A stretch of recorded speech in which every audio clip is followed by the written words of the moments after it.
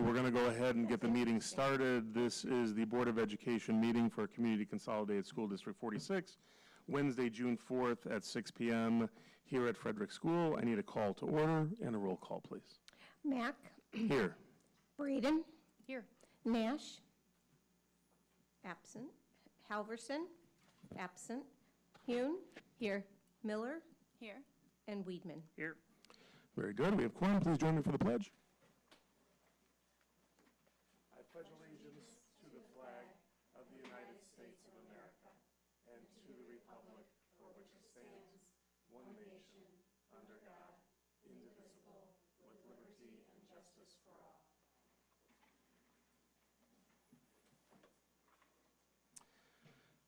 Thank you. I need a motion to approve the agenda for this evening, please. I'll move. I'll second. Okay. Miller. Aye. Mack. Aye. Weedman. Braden. Aye. Hune. Aye. Okay. Do we have any public comments signed up down there? No, not yet. Okay. All right. That brings us to our presentation of the evening, which is the Sustainability Task Force. I will hand it over to Mrs. Miller and our wonderful guest who joined us this evening.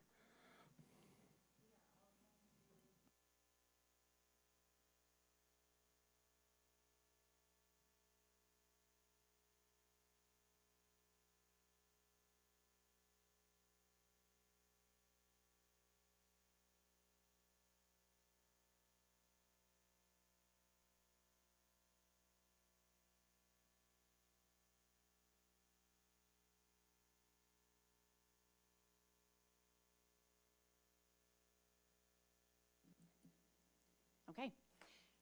First of all, thank you. Thank you, thank you, thank you. We have so much to do when it comes to running the business of the district.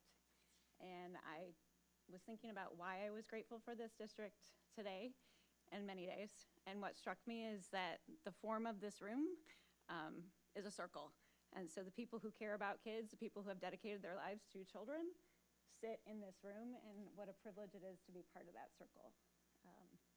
There's something powerful about living in a country where someone like us, like any of us, can get up and advocate on behalf of children. So I'm so grateful for each one of you, and I don't think it's an accident that you are sitting in the chair that you're sitting in right now. In this community, when we have a big issue, something that we need to tackle, none of us can do it alone. We put it in the middle of this circle, and we wrestle with it so that we can protect the lives of children, so that we can protect learning and their health, and our community too. So thank you for being those people. Today is the culmination of several weeks, several hours of work in a task force that we agreed in November to convene. We passed a sustainability resolution, and we decided that we were going to tackle climate change and look at sustainability as a community. And again, I'm so grateful. So today, we're going to give you the results of our work. I'm going to start by explaining a little bit about the greenhouse effect, just to ground us in what's happening in terms of the climate, and then I'll pass it on to the other members of our task force, some of whom are behind me, some of whom are in this audience, some of whom are sitting at the table right now. And then we'll end with questions if you have anything that you want clarification on. All right, so what's happening? Right now, we've got an accumulation of greenhouse gases in the environment. If you look on the left-hand slide, you'll notice that these greenhouse gases accumulate as a result of natural processes in which our water and our land deposit greenhouse gases, and then they're reabsorbed in a beautiful cycle that has kept us alive and comfortable for the most part for millennia, until about 1980. And in 1981-ish, a little bit before that, in the industrial age, we started using fossil fuels. We use them to power our cars, to power our trains, our trucks, our buses. We use them to advance medical care and to reduce hunger. And those are really valuable things, but as any economist will tell you, there's trade-offs for that, because when we use fossil fuels, we inject them into the atmosphere, but they're not reabsorbed. And so they're accumulating. And that's what the slide on the right is showing. That accumulation of greenhouse gases results in a blanket that's getting thicker and that's trapping heat on the planet. And that heat is becoming untenable to us. How do we know this? We know it because 97% of the world's global climate of the global world, 97% of climate scientists around the world agree that this is a result of fossil fuel use. And how do they know? Because they monitor climate indicators. And those indicators are listed at the right. We're pretty familiar with the climate extremes and the increase in them. If you were part of the Move a School in 5 days, then you're acutely aware of the impact of extreme weather on our district. And what are our climate scientists telling us? If you look on the left, they're telling us that temperatures are increasing. And in 1981, the rate of increase has become pretty steep. Other climate scientists look at another indicator. It's the accumulation of greenhouse gases like carbon dioxide, methane, and nitrous oxide. And we also see a parallel increase at just about the same time that temperatures are increasing. And they looked at a whole bunch of other things and realized that there's a relationship between these and we have control over that relationship. And I know some of you know this already, but I wanted to ground this in this work that climate scientists have done and the work that we're doing. So thank you for that review. How will it impact us? How is it impacting us? I love this graph. It talks just about drought. There's certainly many, many other impacts. But this shows that in the United States, the percent area that is impacted by drought is increasing over time. In the past 25 years, you can see the bright yellow shows where it's just abnormally dry, and the maroon shows where we are experiencing extreme drought in our country. And what gives me hope about this, as scary as it looks, because it looks like fire, doesn't it? I think that was intentional. What gives me hope is that little blip in 2019 and 2020, when we had a pandemic that hurt many people in many ways and caused learning loss and a whole bunch of terrible things. But what it did do is slow us down, and that shows that the earth can regenerate if we allow it to. And that means there's hope. So what are we doing about this? The UN is putting out report after report after report after report. They're doing their work. Those climate scientists are telling us in the summary for policymakers that we need rapid, unprecedented policy action globally. And we need it now. What they're saying is that we have a 33% chance of lowering the accumulated greenhouse gases, which are currently at about 57 gigatons of carbon dioxide equivalent. We have to get that down to 41, and we can. And we have to do it in the next 5 to 10 years. And some scientists are saying that in order to avoid the worst impacts of a 1.5 degree increase, we have to do it actually sooner, within 3 to 5 years. So there's time, and we have opportunity. And again, many of you know this already, but public education has a huge opportunity, because that report says that there are mitigation potentials in energy, in land management, in building, transport, and industry. And we control the decisions around a lot of that, every single person in this room. So what's going on in Illinois and in public education? We have climate literacy legislation that's been passed, and we have a Pathways program that's pretty exciting. I met with Gina Schuyler just to understand what it is and how it works. I'm just going to read her words and how this is impacting 127. It says it's a process. The Pathway program is a national program and a process by which students have access to internships and career exploration opportunities. These internships and opportunities are aligned with coursework and combined into 7 pathways. And sustainability is woven into each one of them, each one of the endorsed pathways, so that students can see that sustainability is a shared responsibility across every single sector. We know that ISB, the Illinois School Board, someone help me, Illinois School Board, ISB, what's the E?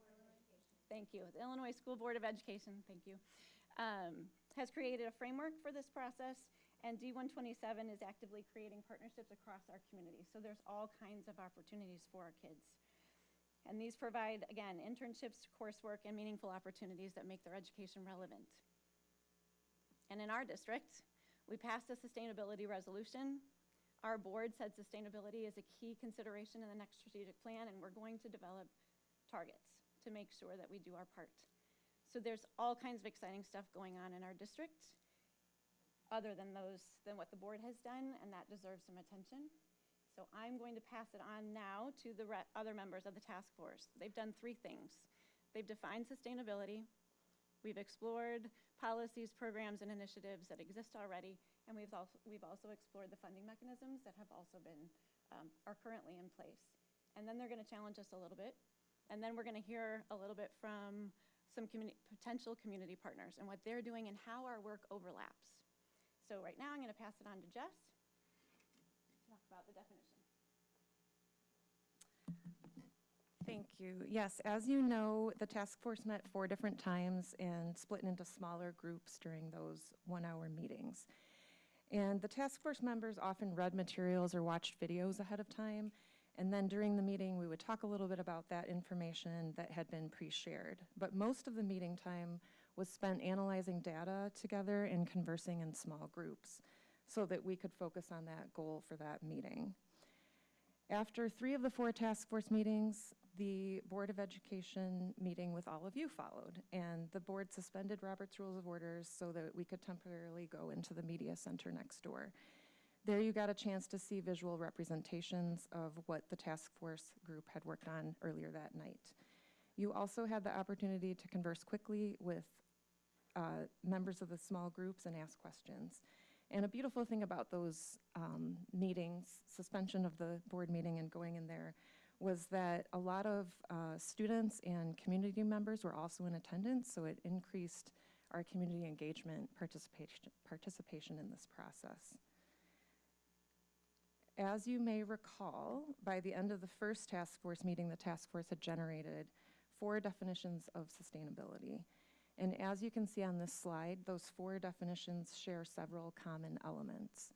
All of them mention and reference now and future generations. 3 of the 4 mention environment, society, /people/community, and the economy. The definitions include verbs with similar positive connotations. We've got words like support, achieve, benefit, educate, thrive, and steward. And then 2 of the definitions give specifics that align with the UN's Sustainable Development Goals. And on the next slide, you can see where we sought to combine those 4 definitions into one definition that honors the thinking of the whole group, or the large group, the task force, and reflects the task force's best judgment. I'll let you read that. I'll read it out loud too. Sustainability thinking provides a foundation for responsible use, protection, and management of resources to support current and future generations. This is achieved through the use of renewable energy sources, responsible environmental practices, resource conservation, waste reduction, and healthy environments. And next, Dion is going to talk about what policies, programs, and initiatives the district is currently doing.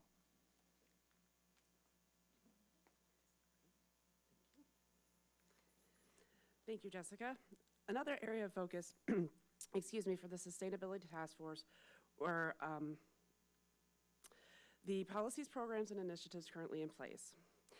In reviewing numerous policies, we rated them using the Scoville spiciness scale, generally meaning that a policy would be classified as mild, medium, or spicy, as the wording would relate to sustainability using the focus areas of leadership and constituent engagement, commitment to resources, timeline for change transformation, and implementation and accountability. For example, as you can see on the slide, a review of the policy for green cleaning products, as stated, would be deemed mild. The policy does not specifically state who and where the products are used and does not indicate a timeline to implement the policy. While we found much of the language in the current policy to be mild or somewhat medium, we concluded several policies do align with the new definition of sustainability, but would benefit from more direct wording. For example, on the other side of the same slide, you can see the wording of the current policy that could be updated to reference the compost program that has already been implemented in the district.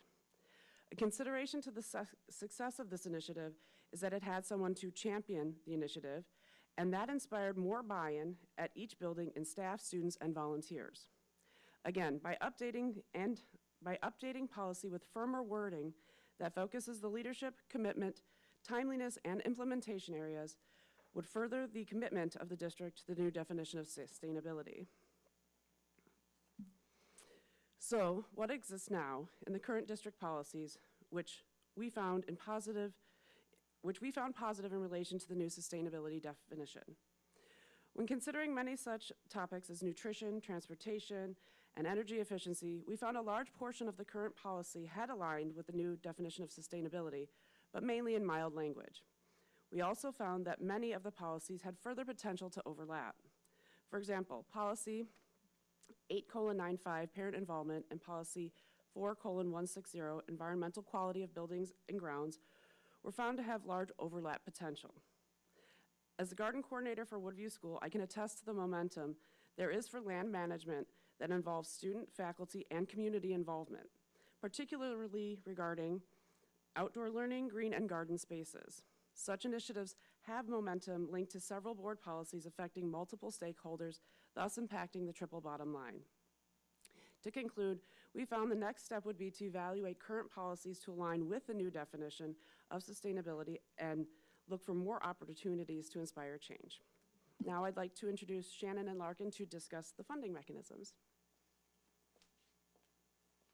I'm not Shannon or Larkin. There you go. But you look just like us. Do you know how to use this? 'Cause I don't. Yes, I do. Awesome. So all of these policies are great, but they're not enough. First off, we need to understand two things. We need to understand the why of this. We need to understand why we're trying to reduce greenhouse emissions and why we're trying to better our earth, because it's better for everyone. And the how is that we need all-in thinking. We need everyone to be concerned, and we need everyone to be ready to actually enact change. And practically, we need to increase our resource and knowledge of the actual events going on in our community, and then we need to fund when necessary. Through this, we need to rethink the 3 R's that were from the past in the 70s, reduce, reuse, and recycle. But those are great, but they don't fit our current needs. We have the new system coming out pretty much today of the 5 R's: refuse, reduce, reuse, remanufacture, and recycle and repurpose. These are useful because it changes our way of thinking from just reduce, reuse, recycle, and it opens up much more things that can be re-put into our system or made manageable in our community, where we don't have to put so much waste in a landfill. And through this, with our community, we get the idea of our shared economy, or the circular economy, which Shannon will introduce. Thank you. Thanks, Larkin. I'm standing here going, this is not the best time to insist that I don't need glasses, because I can barely see the slides. So bear with me. So yeah, the transition from the 3 R's to the 5 R's sort of way of thinking ties directly into circular economy, right? If you're unfamiliar with what a circular economy is, or another term, which is cradle to cradle, another way of looking at how products and services move through our system of use, it begins with refusing. If you don't need to purchase something, don't purchase it. If you don't need to use something, don't use it. What happens when you refuse to buy something? It doesn't get made, waste doesn't go into the air, water, land, etc. And you can actually save money. So we'll go into funding mechanisms in a little bit. A lot of the times when people say, sustainability is great, but we can't afford it. It's so expensive to make these changes, to make these upgrades, etc., etc. True if you want to continue to live a certain way or produce a certain way or to move a certain way. But if you slow down, like Christy said earlier, you can actually keep your funds. You don't necessarily need to look for new funding mechanisms. So let me get back on track with the slides here. Circular economy, cradle to cradle way of thinking begins with inputs, your raw materials, right? You make something, you distribute it, it goes through its useful life process, and then the end of life, that's typically when things are going into landfills, right? Or maybe into our environment. Circular economy includes responsible sourcing of products too. It's not just buying something on Amazon, say in China, having it shipped here, using it, and then trying to reduce or reuse it here. It's about sourcing from companies that understand that they need to have responsible manufacturing practices as well. So, for example, renewable energies to produce it, et cetera, and practices, information, and policies on how to dispose of the item or reuse the item when you are done, when it breaks down. So we want to keep existing products for as long as possible. Hopefully they're made really well instead of really cheaply. You probably heard about fast fashion, things like that. When your shirt goes through 5 washes, microplastics go into the water that go into our drinking water systems, and you have to buy a new shirt that comes from thousands of miles away. That's fast fashion. So keeping existing products for as long as possible, hopefully we're having better quality, or we're turning things into new products. We want to design out waste and pollution, regenerate as part of a circular economy, and that ideation is about not only having little negative impact on our environment, but it's also about making it better. An example of that is taking a backyard and turning it from turf grass into native plants, planting a couple native trees, things like that. Because not only are you improving your local ecology, you're pulling CO2 from the air. Use of natural systems whenever possible. Biomimicry is another term for this. This sort of behavior. Composting is a great example. Actually, community composting is a even better example. Composting machines are wonderful, but you still have to make the composting machines, and then what do you do with them when they break down, right? Oh, is this you, Larkin? Yep. Here you go. Thanks. I'm not tall. There we go. Now we go into what we're actually doing as a community here, the things that are actually happening currently. And a lot of this stuff is to better our community, but it is not happening on a very large scale, like the collections for electronics to be recycling, separating out the motherboard from the wires and recycling that to create a new, which is an example of repurposing recycle, which is great, but it's still happening on a small scale. The same thing with the carbon capture device from D127, where it's only in one school, it's only in Grays Lake North, and it's taking carbon out of the air and taking it from the off gases that happen in the school, and then making it into the carbon compound that you find in soap, sending that all the way up to Canada, which more emissions to get it all the way up there, and then making it into a sellable product. It's great in theory, but in practice, it is adding more waste to our system rather than trying to take so much away. A lot of these examples are happening currently, but they need to be expanded upon, and they need to be bettered. Because when we have all of these small things happening, it's going to lessen the impact than if we're going to do all of these things largely, or a couple of these things largely, where it can be bettered in future generations, because it will have more of a long-lasting impact if you do a lot of things in a large way rather than all of these tiny things, because it's not going to add up in the long run. And for these opportunities, Shannon is going to tell us more.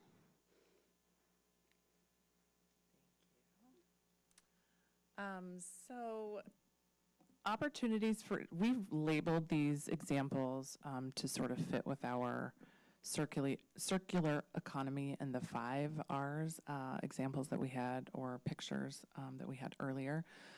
So I'll kind of explain them a little bit.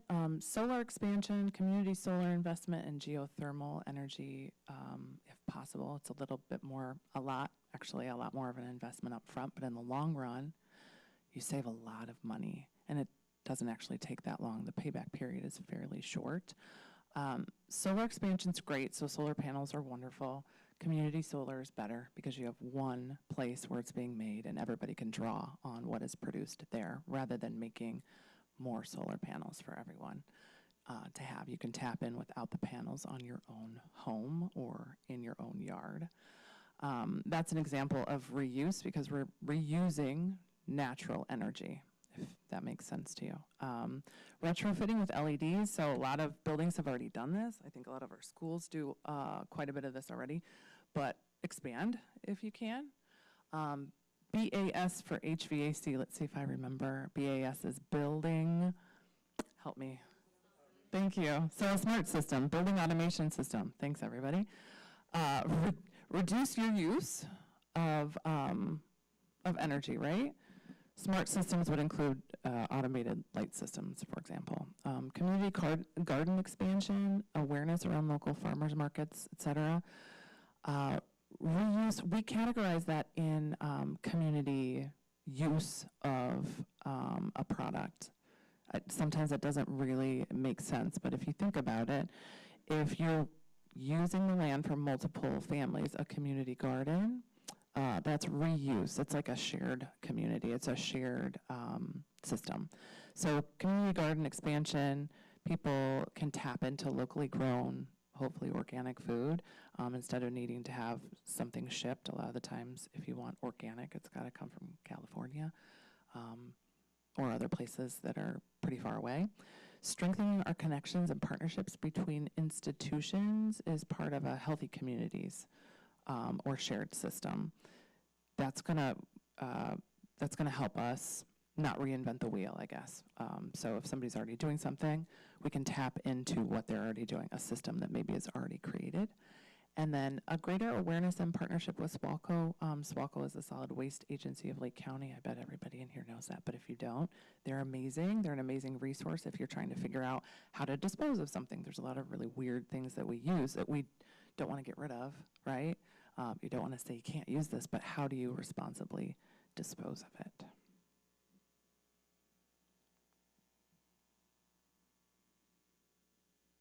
Larkin, I'm forgetting. Is this yours? Or is this me? Larkin, take it away. There you go. So all of these things that we're already doing, there's a lot of things that can be catalyzed and furthered, like the awareness of the climate crisis throughout our entire community. We need people to be scared because this is going to directly affect the next generation, even this generation. We need people to be aware of it and how the cost saving and efficiency can build up over time. Just because you're spending one thing right now doesn't mean it's not going to save you in the long run, because a healthy earth is a happy community. We also need to keep in mind that the more people you teach about this, like through the opportunities through multiple different communities and places like Liberty Prairie, as you teach people, other people teach people. A fun way to warm that up, leaders teach leaders. The more people that know about this and teach other people about this, the more people are going to be concerned. So the best way to catalyze this impact and make it better for our future generation is to uplift students and to get people knowledgeable of what's happening in our community and what can be done. And through that, I'm going to transition over to Naomi, who's the Dean of the Charter School for Liberty Prairie.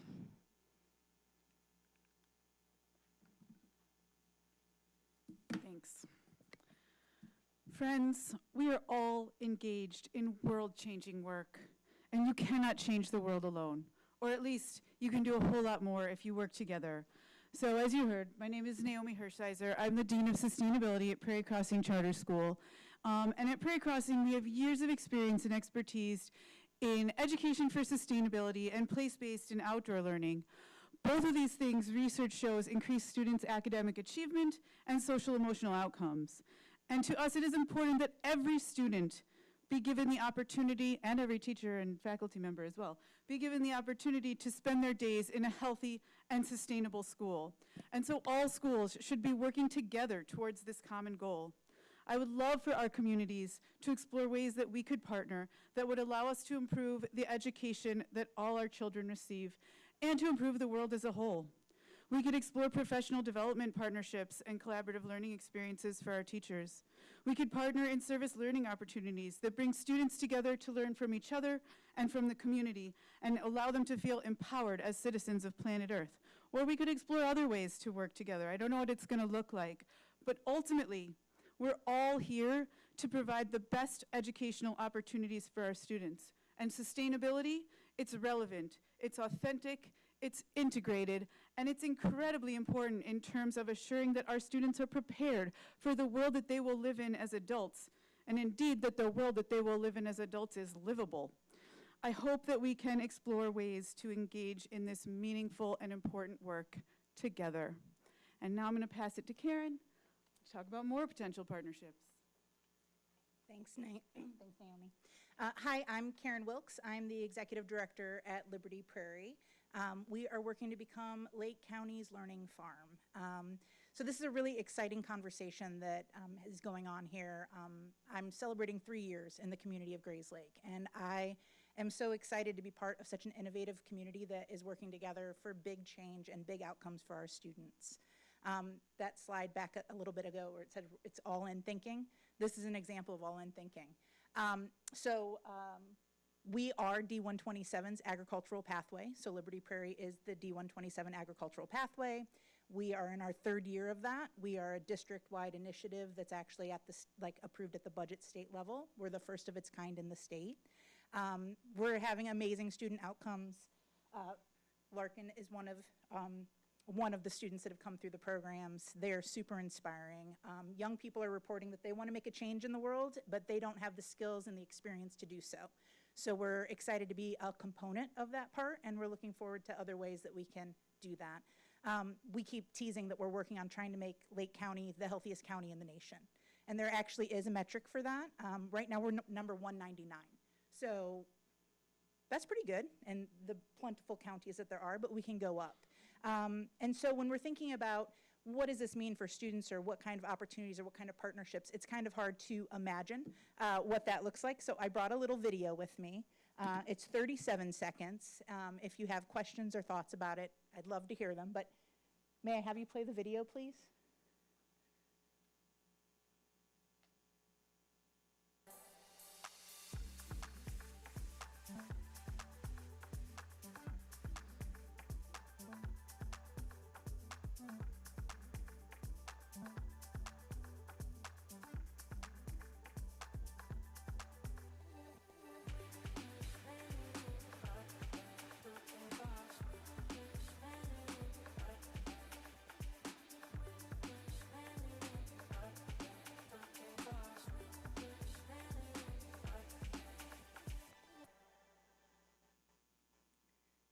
So words that have been thrown around here today are regenerative. We're a regenerative farm. We're an organic farm. We're 95 acres right here in your backyard. We're the farm in Prairie Crossing. We have a farm store also in the Prairie Crossing Station Square. We grow organic produce. You can find it there, but there's also 42 farms within 300 miles. So we're working on how can we bring food and solutions closer? How can we expand timelines in the way we're thinking about that? And how can we collaborate together? We're working on regional food system work, we're working on hands-on learning, and we'd love to partner more deeply with you in any kind of way. Thank you, Karen. That's going to tell us a little bit what's going And on. here's our mayor. Thank you for including me in this important work. So I appreciate the opportunity to share a little bit of the initiatives that the village has embarked upon over the years. If I can you advance this for me? Because that might be... All right, there we go. And so one of the main tenets, I think, of what we have embarked upon in the village is really kind of empowering our residents, really to kind of have a greater and greener impact on the village. So we have a limited amount of impact as a silo, as a municipality. We have an X amount of land, but when we incorporate all of our residents and what everybody owns, our ability to impact our greater environment is much larger. So one of the big tenets of our programs really is how do we exponentially grow our impact? And so it really is kind of an empowering residents program. And so we have a number of resident sustainability programs, and these are programs that would be available to District 46 for usage. So we fund each of these programs. We have a certain amount of funding that goes into it. The residents would get kind of the first priority of that. And when we've looked at that from our tree planting program to our electric lawn equipment to, we have a cul-de-sac partnership.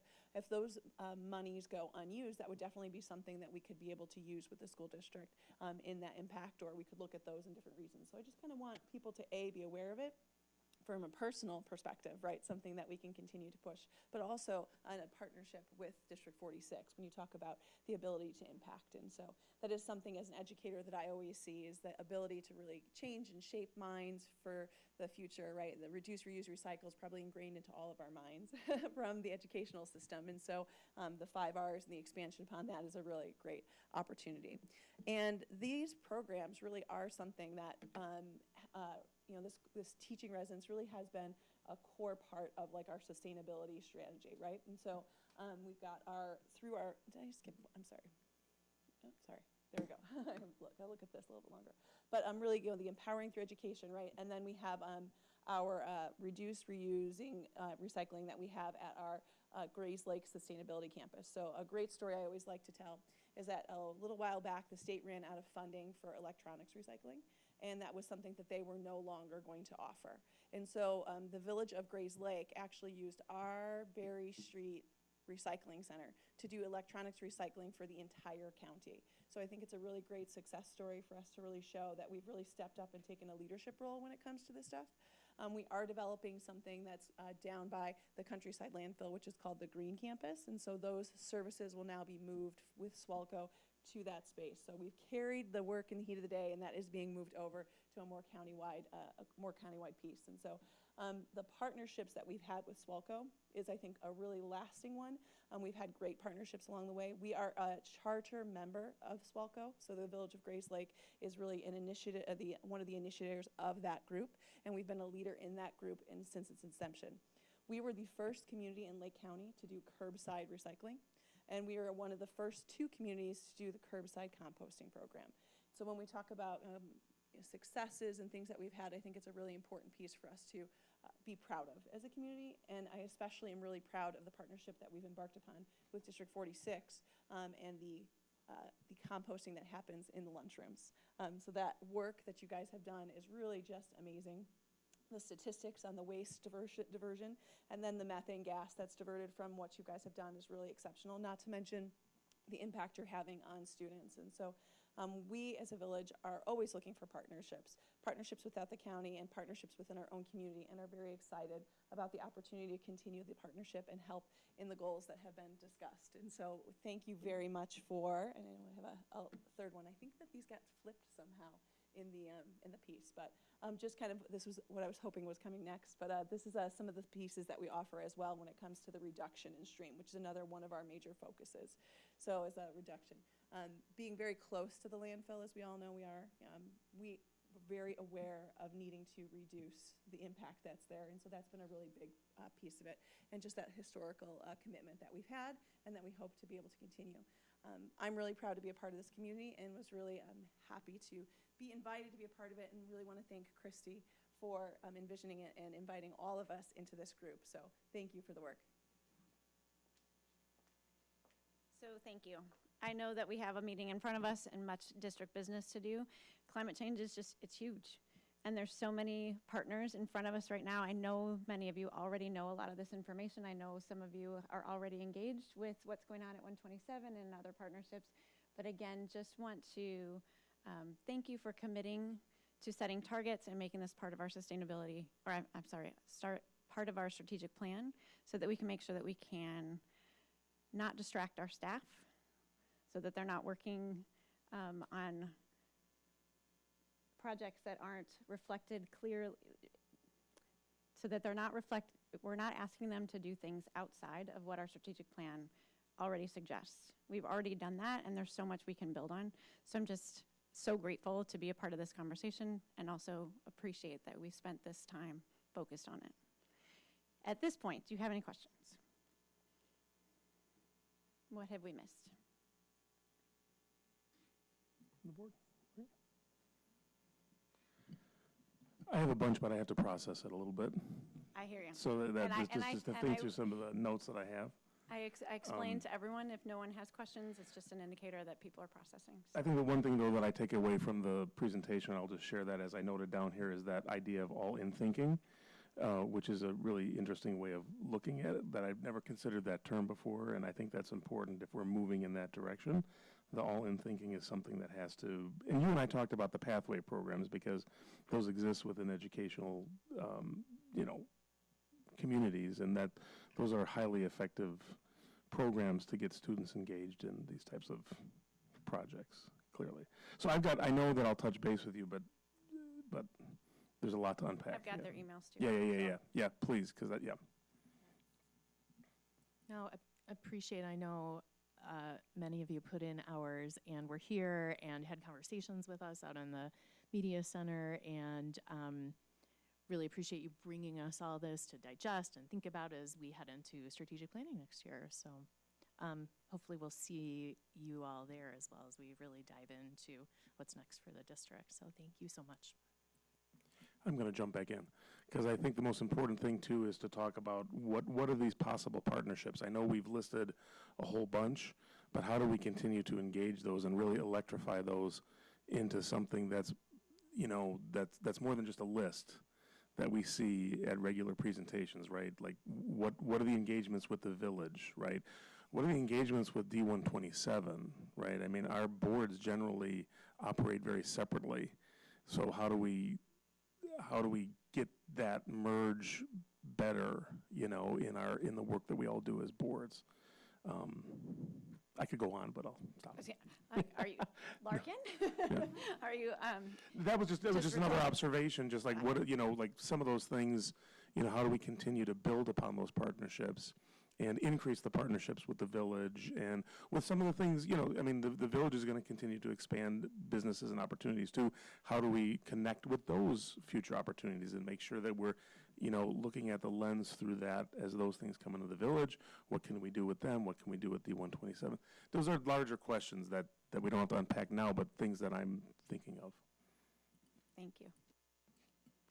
And I just wanted to add, building off of what Stephen said, is that one of the things that I know came up in the discussions is that D46 expands beyond Grays Lake, and so that there may be opportunities to work with the other communities that the district serves as well.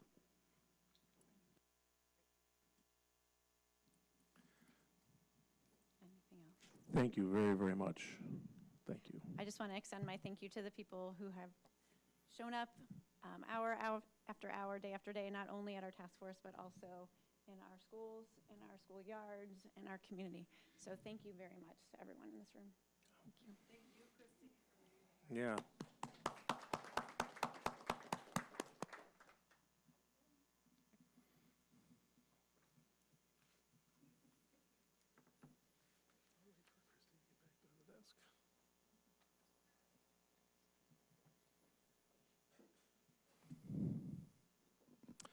Okay, as Mrs. Miller makes her way back over to the table, this moves us into our board report section of this evening's board meeting. I can start down here with Mrs. Hune, if you have anything to share for a board report tonight, or nothing. I do not, thank you. Okay. Mrs. Braden? Quick thank you to everyone who made D46 8th grade graduation happen successfully on Sunday. It went really well. The sound system worked. Mm-hmm. The chairs on the stage were comfy. So if you were there and moved some things around, made it happen, brought your band, you know, read names, staff, our custodial staff particularly, but also teachers who showed up on a Sunday to make this really special for our graduates. Thank you so much. I thought it went really well. And then I also wanted to mention that the Grays Lake Pride Parade is Sunday, so D46 will be out, and whether you come and join us, walk, or just come and watch and enjoy what's sure to be a joyful day in the village, we'll look forward to seeing you there. And since Ms. Nash isn't here, is there anyone else who wants to put in a plug for Juneteenth, or should I do that? Are you going to do that? I'm going to let Dr. Glickman do it, because she probably knows more than me, but I just didn't want it to get forgotten. And that's at noon, right? It starts at noon, the parade? Pride starts at noon. Okay. 2 blocks, so get there Yeah. before 12:15. I will echo what Mrs. Braden said. I was going to, congratulate again the class of 2025 and thank all the staff who were there and made it possible. Also, congratulations to all the recent retirees of District 46. We were honored to be part of the celebration the other day as we honored a list of really accomplished educators that are heading out to enjoy some well-deserved retirement. So congratulations to them as well.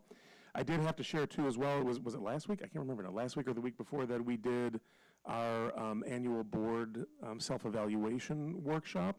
And so we like to share that here publicly. We get together as a board, of course, regularly for professional development opportunities throughout the year and things that we study and read and attend. But this one is through the Illinois Association of School Boards.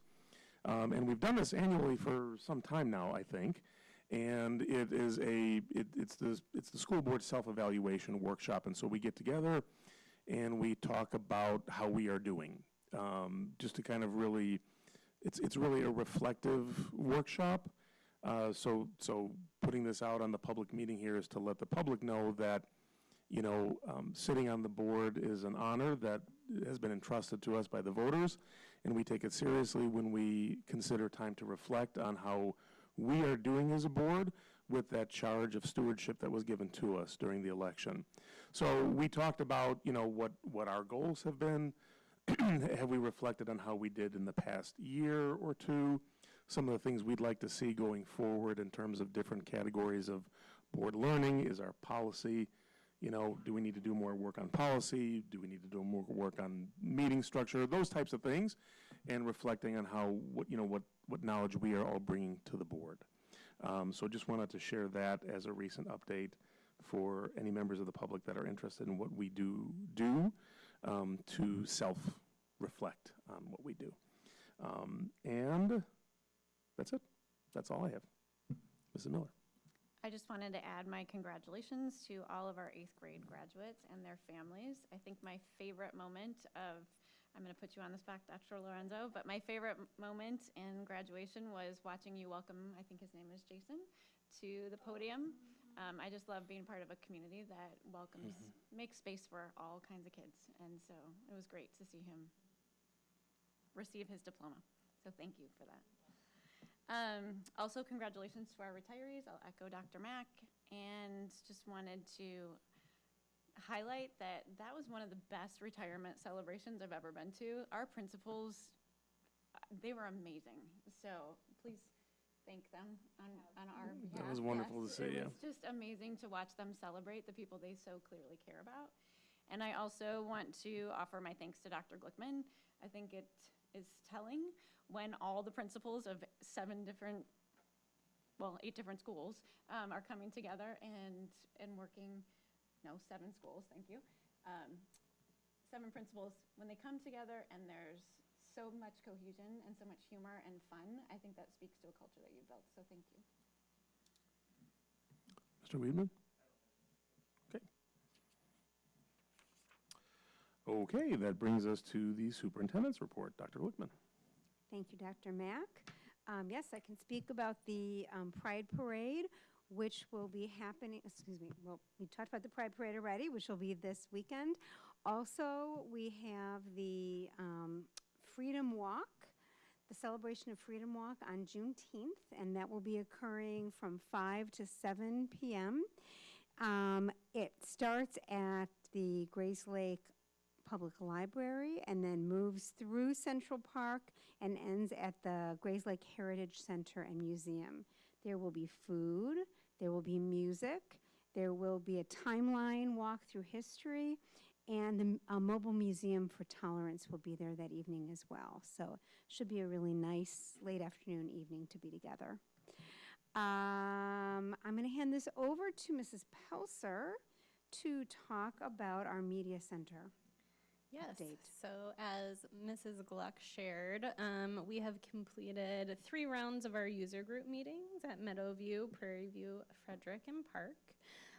During this process, principals, media specialists, and teachers met with WOLD to share feedback and make adjustments to the media center plans. Last week, we were able to have 2 student user groups, which, as I shared earlier today, was one of my favorite days this year.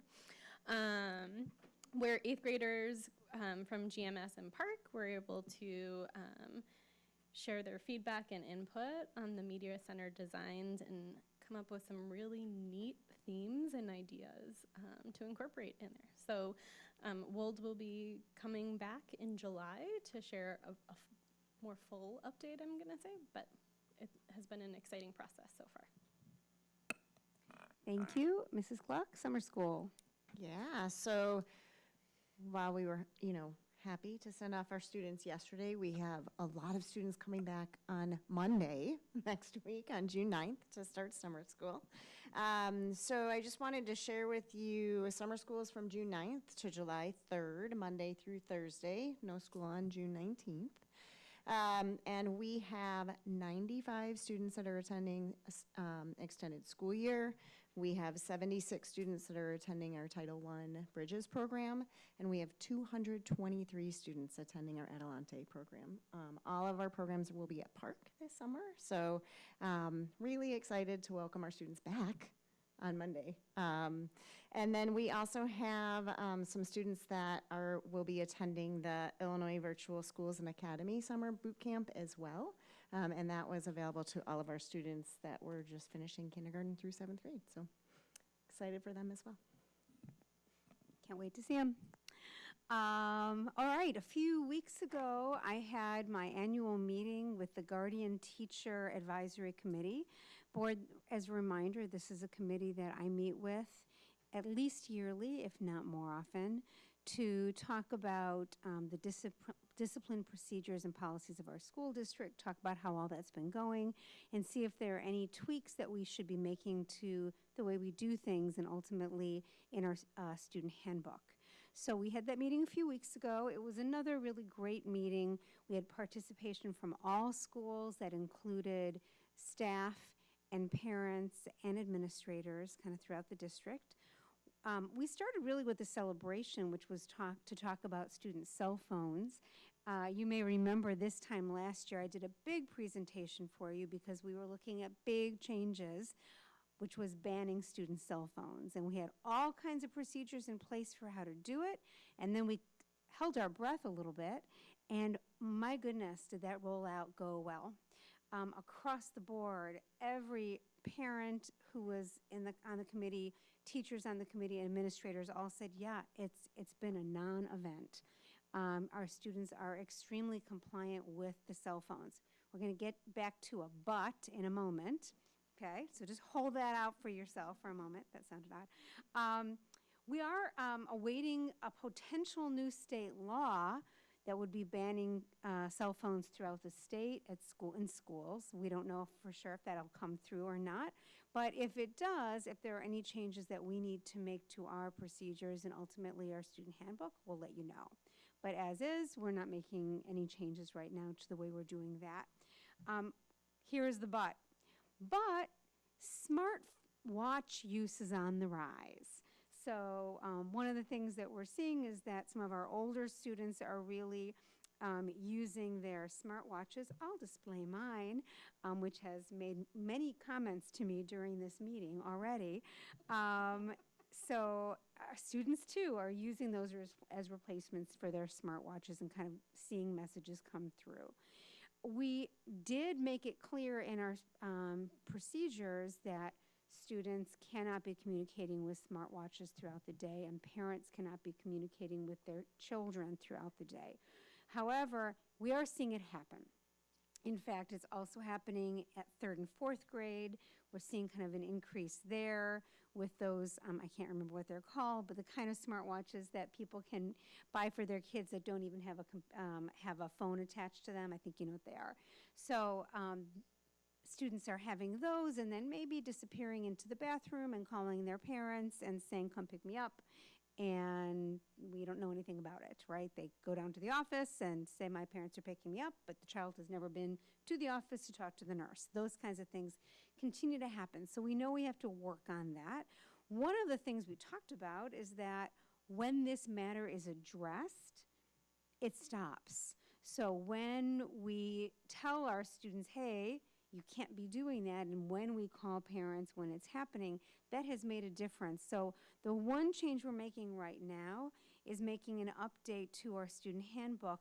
We're just adding a sentence that says staff may confiscate student smartwatches if they are used during the school day. So we're hoping that that sentence will strengthen our staff belief that they can address the matter. And we'll keep working on that. If in the future we have to actually ban smartwatches, we'll talk about that. So we want to see how next year goes.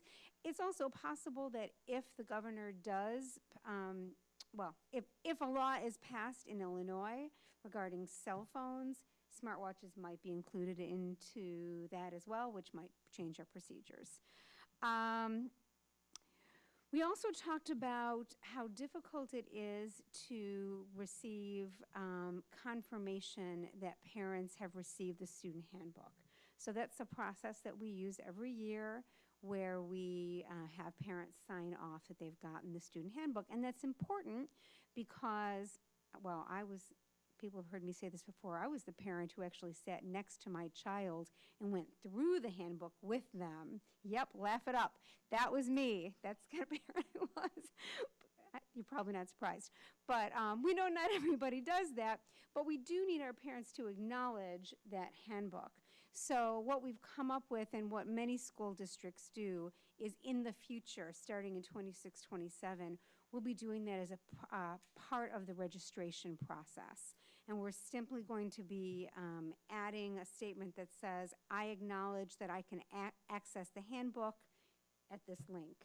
And that way we can continue to update the language in the student handbook, and parents are acknowledging that they know where they can get it. And we have vetted that with our attorneys that are very comfortable with that procedure. And then another piece that we talked about is that we have seen an uptick in students making reference to staff members on social media. And they're doing it from their homes, not necessarily during the school day. And it's not always kind. So that's complicated because there is the freedom of speech piece of it that we have to deal with, but we also have to deal with students can't do something from home that has a negative impact on the school environment.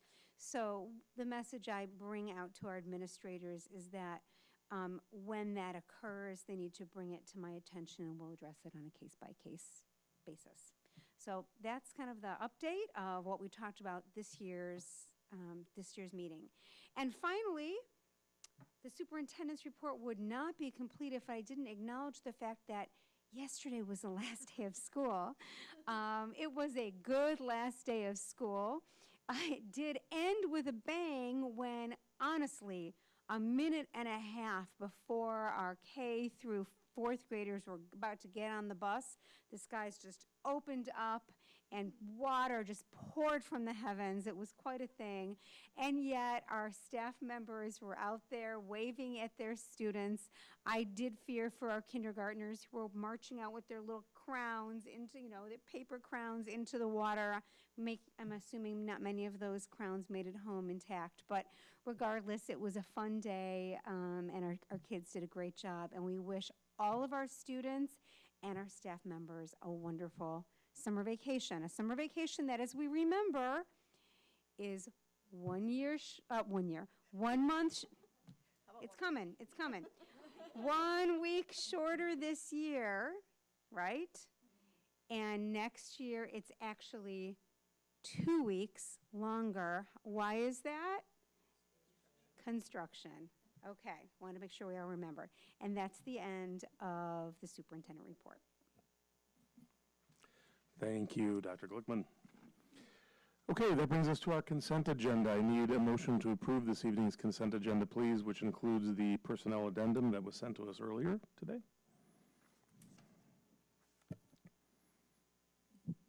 I'll move, and I have a couple questions. Yeah, that's fine. I'll second. Okay, Mrs. Miller. Mrs. Gluck, I know that you emailed a response to me, and I haven't had a chance to read it, so I'm just going to ask my questions because I know you know they're coming. So the first one is the plan lists 3 board goals: student learning, learning conditions, and elevating educators. Not that I don't like these goals, I just am curious, when was the last time these were updated, and kind of what was that process? Under the consolidated district plan.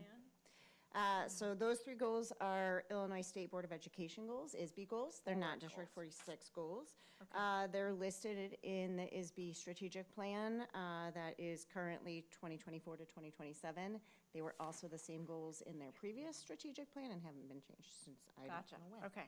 I was like, these are great goals. Who came up with these? ISB. Thank you.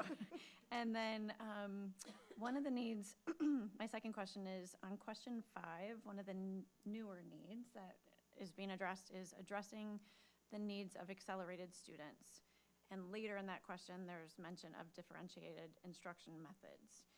And I was wondering how you would engage and which community stakeholders you might engage in assessing and meeting this need? Because there's quite an emphasis in the plan on community and family engagement. So just a reminder what the consolidated district plan is. So it is something we fill out for the state so that we can get our grant funding for multiple grants, right? So they list for us instruments that we need to use to assess our needs.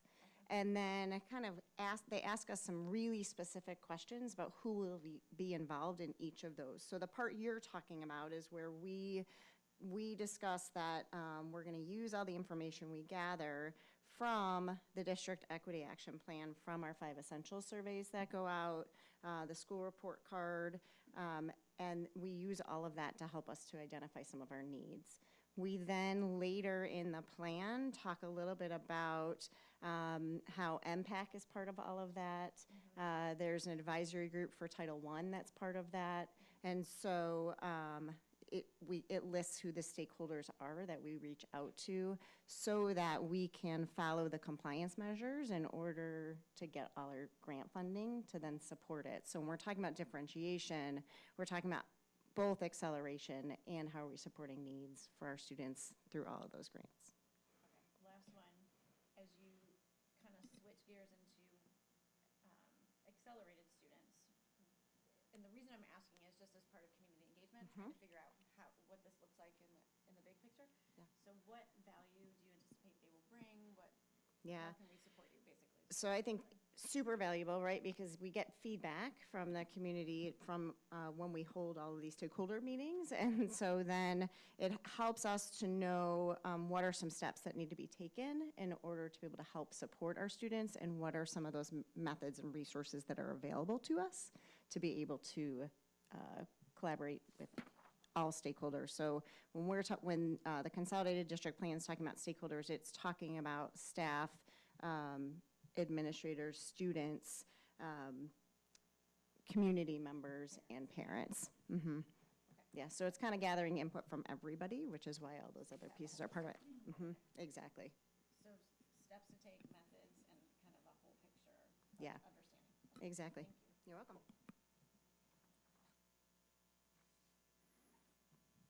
Okay, any other questions or comments?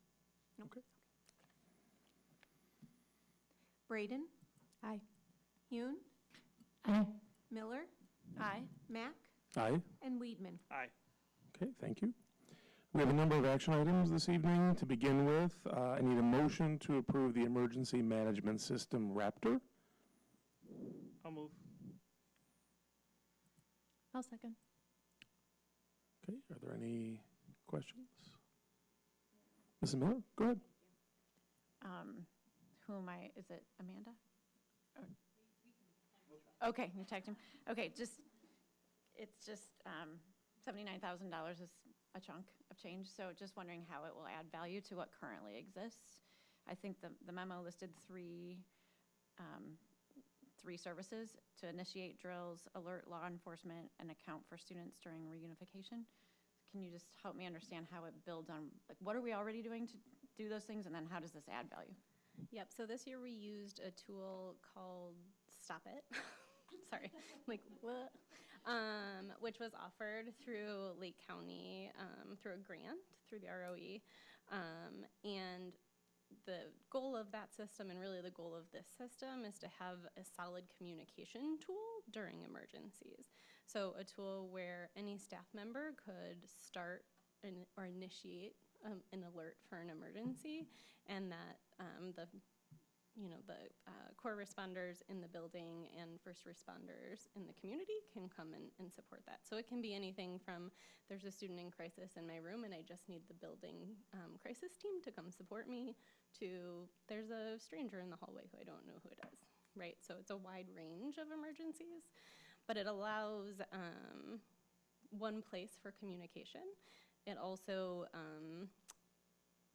has all of our rosters. So depending on the time of day, I know what kids are supposed to be in my classroom, and I can account for all of those students. And then in the case of an emergency and we needed to relocate, it lets us keep track of where everybody is and then reconnect families with their students, because all of that contact information is all integrated into the system. Did I miss anything, Mr. Wildman?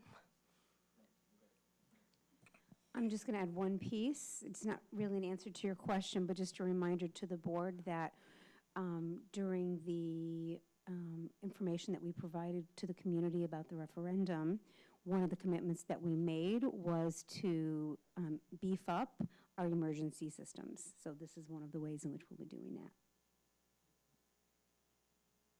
I'm just going to follow up. How do we do that now? So one of the things that we've done through the Safety and Security Committee over the last several years is to build a culture of safety and security amongst our staff. So that started with ALICE, and the acronym, as you know, there's the alert, which is part of this. And one of the things that when we met with staff and when we met with members of the Safety and Security Committee was ALICE was very welcome. Lots of people would say to us, this is really great. I'm glad that you are teaching us this methodology to be able to respond to a valid critical incident. But one of the things that we heard, and we've heard over the last several years very consistently, is that an extra need as well to be able to alert as well. So this is, as Amanda already said, you know, we used a free version last year that was available from Lake County, and we've decided to not go ahead with that, but through the committee, and this is the next step in that, which we believe is an enhancement. It also aligns with a visitor management system. There's various other reasons why it's a very good system for us. The committee did a very deep dive into 5 different systems, and this was the overall winner amongst the committee and based on all the feedback from all those members. I'm gonna build on what Wildman shared, and hopefully that'll answer your question. So right now we do it through a bunch of separate systems. This system unifies everything together so that in the case of an emergency, we don't have to think about like, oh, is this person texting me, who's calling me, and it brings it all together into one platform, and in an emergency is really when we need something simple and easy to use. So the system that we used this year really wasn't meeting our needs. It wasn't working on everyone's phones, and there was all kinds of issues that we ran into, so we're committed to finding a solution that really worked with our systems. So it saves you time in an emergency. Is that? Saves you time, communicate. It's a much more There's a efficient, standard safer. protocol. Just thank you. Thank you both. Appreciate Okay. Weedman? Aye. Miller? Aye. Mack? Aye. Braden? Aye. Hune? Aye. Okay, thank you. Motion approved. Next, I need a motion to approve the ticketing and inventory system Incident IQ. I love these names.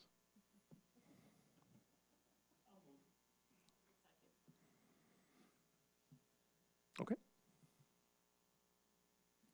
Hune? Aye. Braden? Aye. Miller? Aye. Mack? Aye. And Weedman? Aye. Thank you. Motion approved. Third, motion to approve the school treasurer's bond as presented to us. So moved. I'll second. Any comments? Okay. Mack? Aye. Braden? Aye. Hune? Aye. Miller? Aye. And Weedman? Aye. Okay, great. Thank you. Motion approved. Next, a motion to approve the, can I say CLIC or is it CLIC? Okay.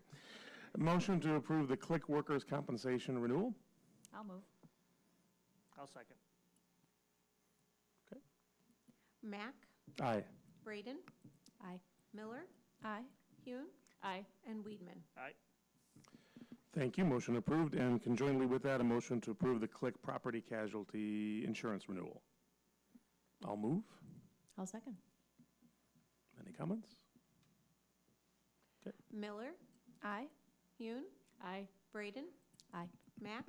Aye. And Weedman? Aye. Motion approved. Next, a motion to approve the contract award for the Frederick site improvements. I'll move. I'll second. Comments? I just have one comment Yep, on that. Mr. Weedman? As we briefly discussed before the meeting, this is for the chillers. Yes. Which makes this room cold. Yes.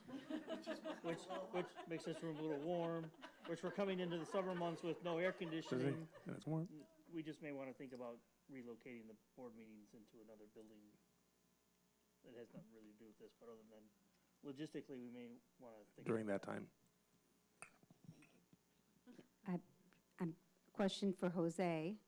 If you want to tell us what you think might be happening around here in a couple of weeks, do you think we should be?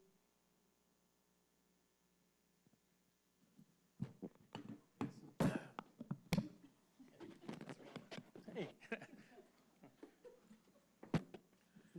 Yes, in a couple of weeks, we're going to need to move the venue. So we do need to have a different spot in 2 weeks? Yes, right now because we're changing the chillers out, they're taking out the gas out of the unit, which right now there is no gas in the chiller outside, so that construction started today. And it's a nice, cool day, so it's not too bad in here, but come a couple weeks when we meet again, we're gonna need a room that's gonna be nice and cool. So GMS is probably the place to go. Okay, so shall we make a decision now? Sure. Okay. So does that sound I will be good? here by then. GMS in 2 weeks? We can just, I think that's just an easy update on the website, right? Okay, and then will we be okay to be back here at our July meeting, which is not until July 16th?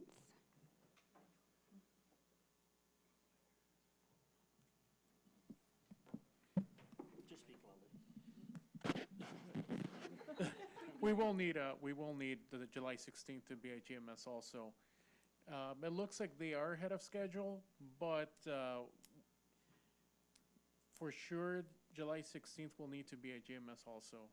Okay, well, it's a plan, so let's do that. I am sure all will be well come the August meeting, and why am I sure? Because that's the first day of school, and so it needs to be ready. So we'll be back in here on August 13th. Thank you very much for bringing that up, Jim. Thank you for the conversation at the end of the table. It was very timely. Okay. Okay. All right. Braden? Aye. Miller? Aye. Mack? Aye. Weedman? Aye. And Hune? Aye. Okay, very good. Motion approved. Our final motion, and this one ends with cake. I need a motion to approve James Van Naarden, correct, as our new facilities manager for District 46. I need a motion I'll make the motion. Oh, I'll second. and a second, and I'll hand it over to Dr. Wolk. Thank you, Dr. Mack, and thank you, Board. I am happy to be standing up here with Mr. James Van Naarden, who has served as the head custodian in Killdeer Community Consolidated School District. It's always a mouthful, 96, for many years. And in his role at Killdeer, he's overseeing the night shift of in-house custodians, and they are responsible for both the custodial and the maintenance work within the district. James' comprehensive experiences in his role have helped him to stand out amongst our other candidates. James' references spoke very highly of his leadership ability and experiences and his drive for continuous improvement. And so we are very excited, pending your vote, to welcome him to the district. Outstanding. Okay. Braden? Aye. Miller? Aye. Mack? Aye. Weedman? And Hune? Aye. Motion approved. Congratulations, Mr. Van Naarden. Welcome to the district. And now we can suspend things for cake. We don't vote on that, no. Let's just suspend. We're just pausing. We're pausing.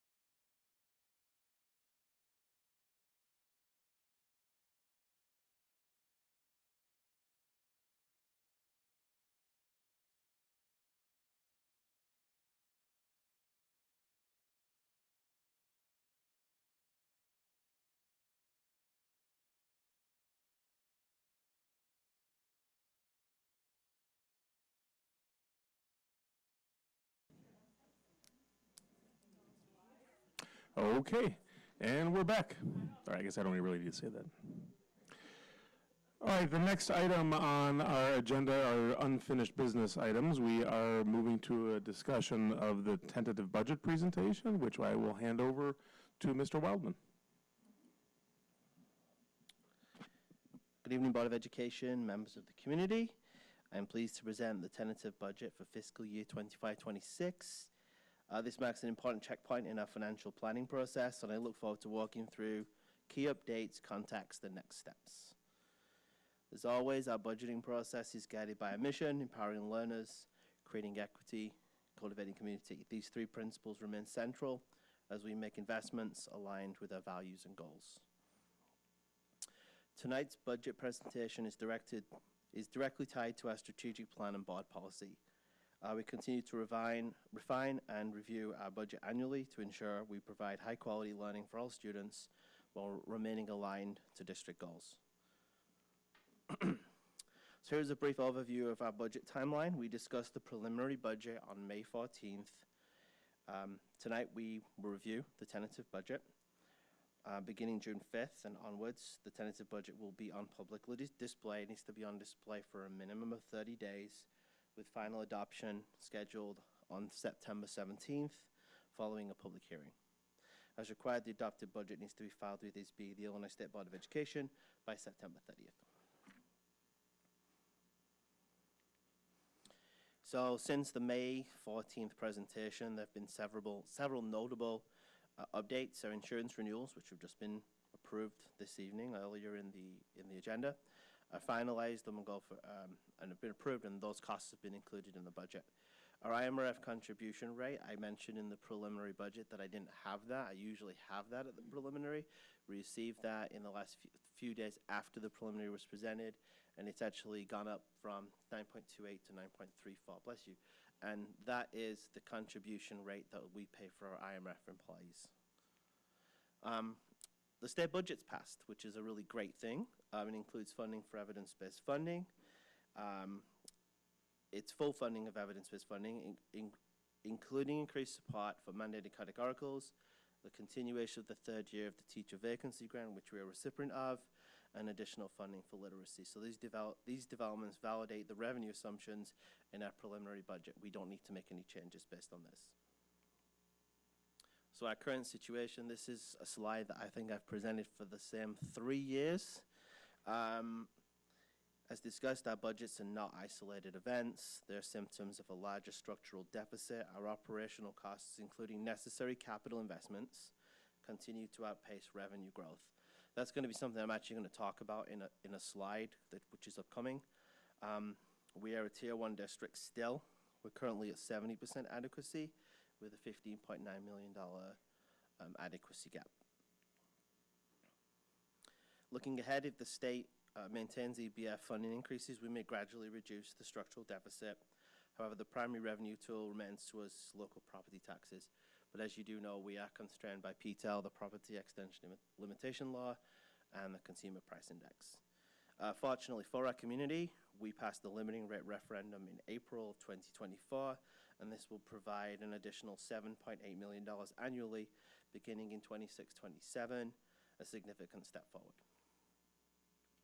So this slide just reinforces that strong partnership that we have with the state of Illinois, especially as it relates to EBF and obviously categorical funding in addition to that. Continued support at the state level is critical to us as we move towards adequacy. So this is another slide again, just showing that we have, this is from our designation of on the Illinois report card. We have 2 schools which are exemplary and 6 which are commendable. And here is our all funds budget, which includes all of them, obviously includes capital projects and debt service. Then we have our operating funds only. We continue to monitor closely, aligning dollars to district priorities and maintaining reserves within as recommended levels as possible. Here is our sources of revenue.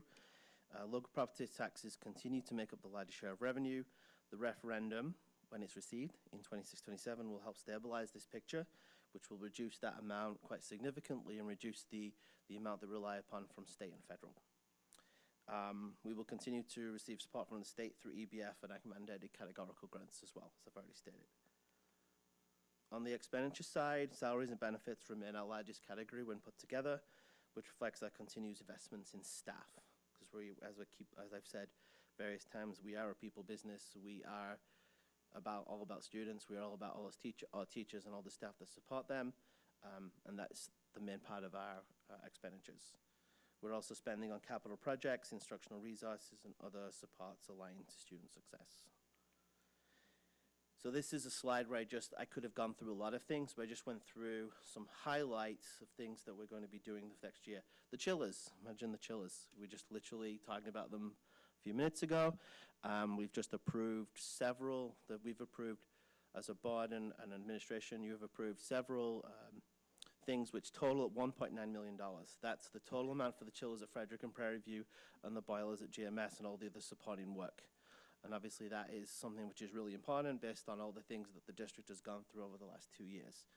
I've included the new math resources, both resources, and that's the amount that the district is spending this year in both title funding and in local funding.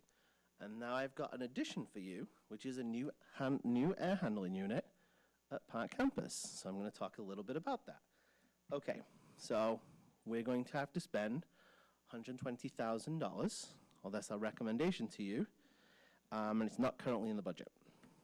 So depending on timing, this may land in this budget year. We can get it in before the end of the year, or it will go into the budget for next year.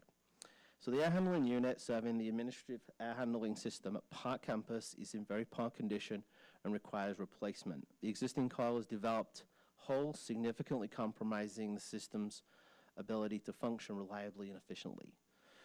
We've received 2 proposals. We've received one which is a temporary fix, and we've received one which is a replacement of the entire condensing unit and the coil, and as I've stated, it's $120,000. The administration recommends proceeding with the replacement option in consideration of its long-term value and system reliability. I was not at Park today, but I spoke to someone who was at Park today, and they said it was very hot. So the administrative area, it requires this to be replaced, and so we are bringing it to you as an emergency purchase that needs to happen immediately. And I said our recommendation is to bring it to the next meeting, excuse me, with a full proposal on costs. So the next steps include the formal posting of the tentative budget on our website and the district office. We'll continue to update it as necessary, especially the fiscal impact of the GFT. Well, that is a lot of acronyms. GFT, CBA impact, and AHU at PC. Wow. I didn't even realize how bad that was. It's the Grays Lake Federation of Teachers Collective Bargaining Agreement impact and air handling unit at Park Campus. So those are the 2 things which we have to be monitoring. Public hearing on September 17th, and then as always, once we have the audit complete, the budget filed, that's the best time for us to bring financial projections forward for a finance committee using all those updated assumptions. And that concludes the tentative budget. I welcome any questions from the board. Actually, before we do questions, can you just go back a slide for a moment? Yeah. Mr. Robin, thank you. I just wanted to, I know we were laughing about the initials, but I just want to make it really clear in public. Board, as you know, we are waiting upon the ratification vote from the GFT, which is our teachers union, for their new contract. We are hopeful that that collective bargaining agreement will be ratified, and we hope to be able to bring that to you at the July meeting. When that happens, then we will have actual new costs for salaries and such for staff, and so that will update the budget. So when you see the budget again, which will be in September, correct, it would have new numbers in it. And then the AHU, the air handling unit, that is information that it's just very recently developed. Board, as you know, we typically will bring something like such a large expenditure to you to discuss at one meeting and then a vote at the next, excuse me, because this just happened. And so we weren't even able to get it on this agenda as a real discussion item. We're sharing it with you through the budget presentation. We'll bring it to you as an action item at the next board meeting. But of course, you'll have plenty of time to talk about it at that meeting as well. But I certainly encourage you to contact Mr. Wildman with questions that you may have between now and then. Okay. All right. Thank you for that. Questions about any of this? Yes. Comments or questions from board members? Mrs. Miller? I just had a question about the mandated categoricals. Was there any change? If I'm remembering correctly, when I went to the divisional dinner, they said the only addition was for orphanages, is the word in my mind. Maybe there's a fund that has a different name. I'm just wondering, was there a change that you're aware of just off the top of your head? Or is that the only categorical? I believe the only increase was for orphanage. Is that what you were stating? I think it was for 27 million from memory. I might be wrong. I'm just thinking that was the I think number. I have 20-something in my mind, too. Something, yes, I believe that was the right number. Okay, but the others are stable, they just Yes. haven't been increased? Yes, correct. Gotcha, thank you. Isn't there a slight increase in EBF funding? Yes, EBF has its tier funding, which is this amount that we were able to. So this is an 8% increase from the previous year. If we didn't receive the tier, if the state didn't make its tier funding, we would not be budgeting just over $20 million. So that additional 300 million is the difference between the 2024 and 2025 and 26 amounts. That's the amount that'll be. Does that make sense? It makes perfect sense, and just it reminded me, and just sharing again, this is an advocacy opportunity for us because the state legislature has turned over. So those people who were the architects of EBF have moved on. That means, or are moving on, some of them, about half of them. And so to make sure that EBF is still a priority, just as a reminder, we may want to think about advocacy to make sure that we continue to get this funding. So just a reminder.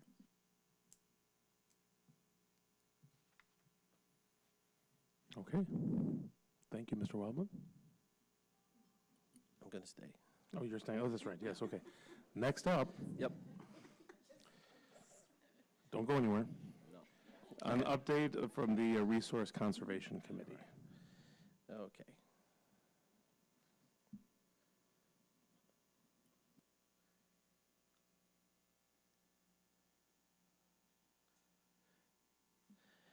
Members of the board, thank you for the opportunity to provide an update from the Resource Conservation Committee.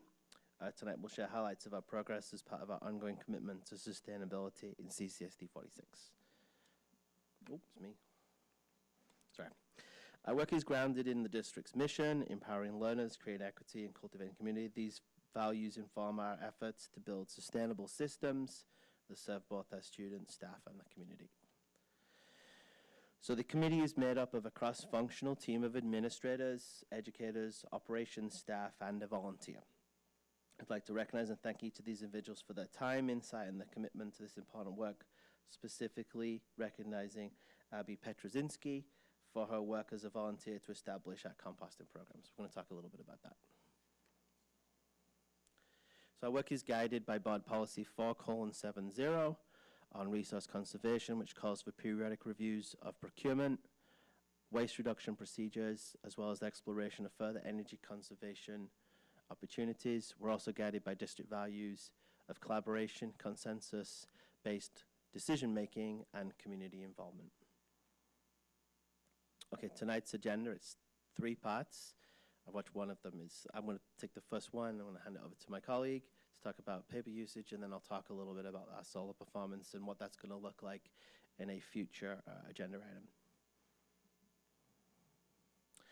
Okay, so in 2024, spearheaded by our resource conservation volunteer, Abby Petrozinski, we launched a composting pilot at Woodview. Once this was successful, Meadowview was next. This year, all 7 school lunchrooms participated in our composting initiative, diverting an estimated 100,000 pounds of food and liquid waste from the landfill. That represents an 88% reduction in weight and an 80% reduction in garbage bags. We also learned, anecdotally, some things. We learned that K-4 lunchrooms tend to produce more food waste due to fewer food choices, while K-8 lunchrooms generate more single-use packaging waste due to increased a la carte purchases. That's what they're able to actually purchase after they've got the meal, so it's the stuff that they're able to purchase. Here's a visual summary of the impact of our composting efforts. These results are based on a waste audit data extrapolated over the school year, and they provide a powerful snapshot of our success in keeping waste out of the landfills. I'm now going to hand it over to Amanda, who's going to give you an update on the district's paper usage this year. Thank you. So at the end of last school year, the Resource Conservation Committee established a goal of reducing printing by 10% in the first 3 months of this school year. One of the ways that we have done that is through PaperCut, which is a print management tool. And the way it works is you send a job to the printer, and it doesn't actually come out until you release it. So it gets rid of the stack of paper sitting next to the copy machines that is forgotten and not picked up. This graphic shows the amount of unreleased jobs. So it's a lot of paper that wasn't sitting next to a copy machine. It also calculates it in trees saved and CO2 emissions as well. So Mr. Wildman shared how successful the composting has gone, and as you heard earlier in the Sustainability Task Force update, we really feel like having someone championing, that's a hard word to say, a program makes a big difference. And so we've pulled the data for our printing. In the first 3 months, you can see that we didn't necessarily meet that goal, unfortunately. We saw an increase of color printing, grayscale, which is black and white, and just an overall increase in printing of about 14%. So the committee came together in its second meeting and had a chance to look at more of that data and felt like there was more of a story behind that, and we really needed to understand better what was being printed and how those things were being used.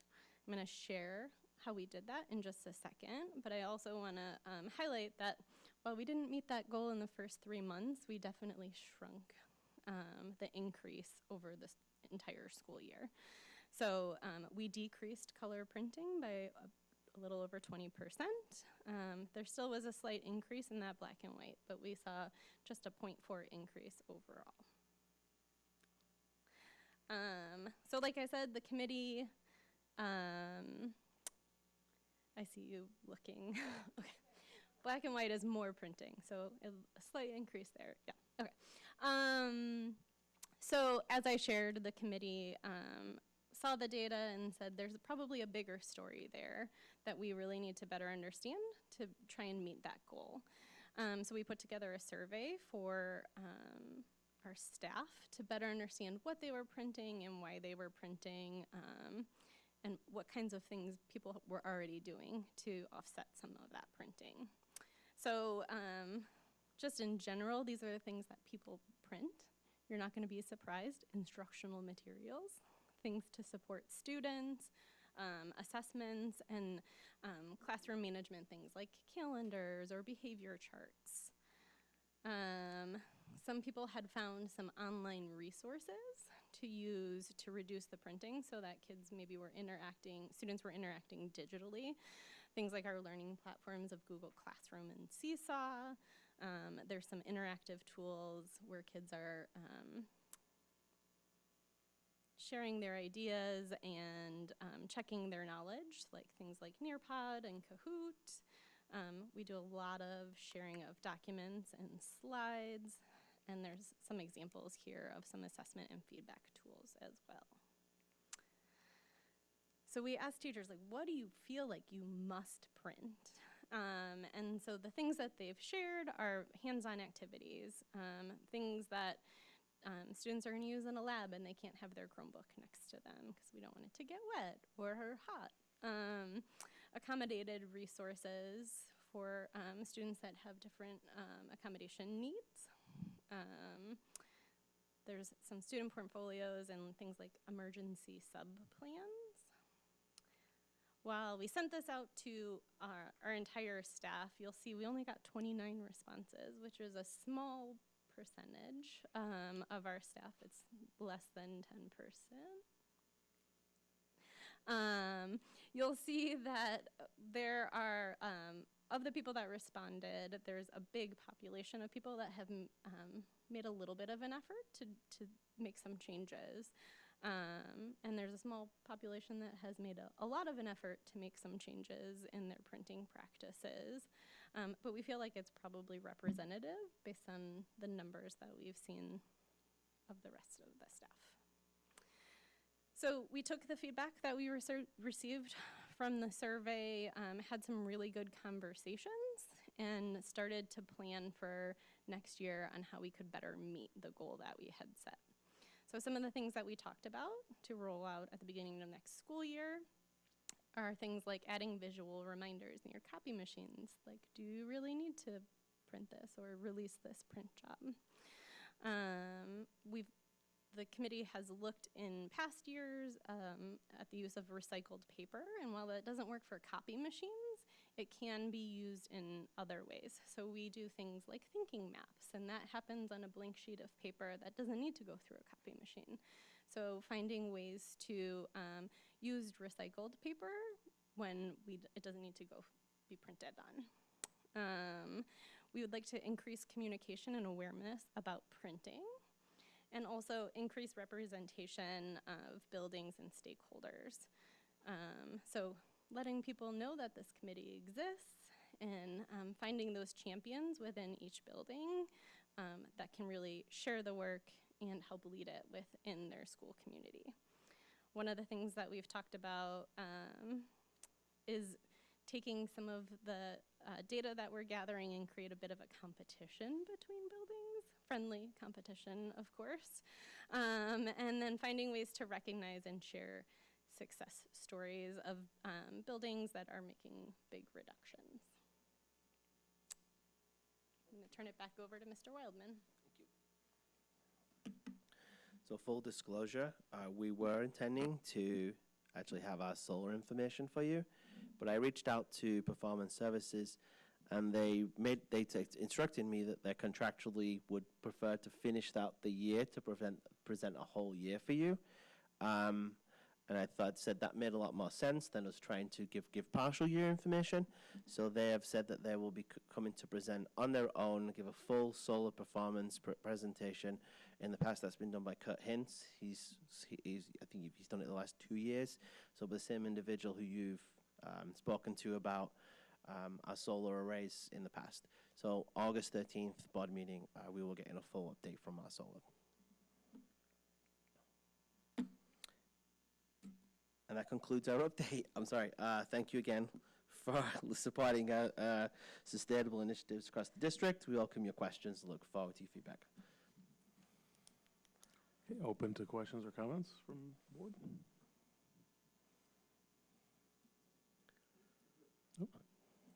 Just a comment. Thank you for doing this work. And I have maybe a question that is not a familiar question, but given we've done so much work on SEL, then hopefully it won't be too far out of normal. I'm just wondering how you're feeling about running the Resource Conservation Committee. Like how has it impacted you personally?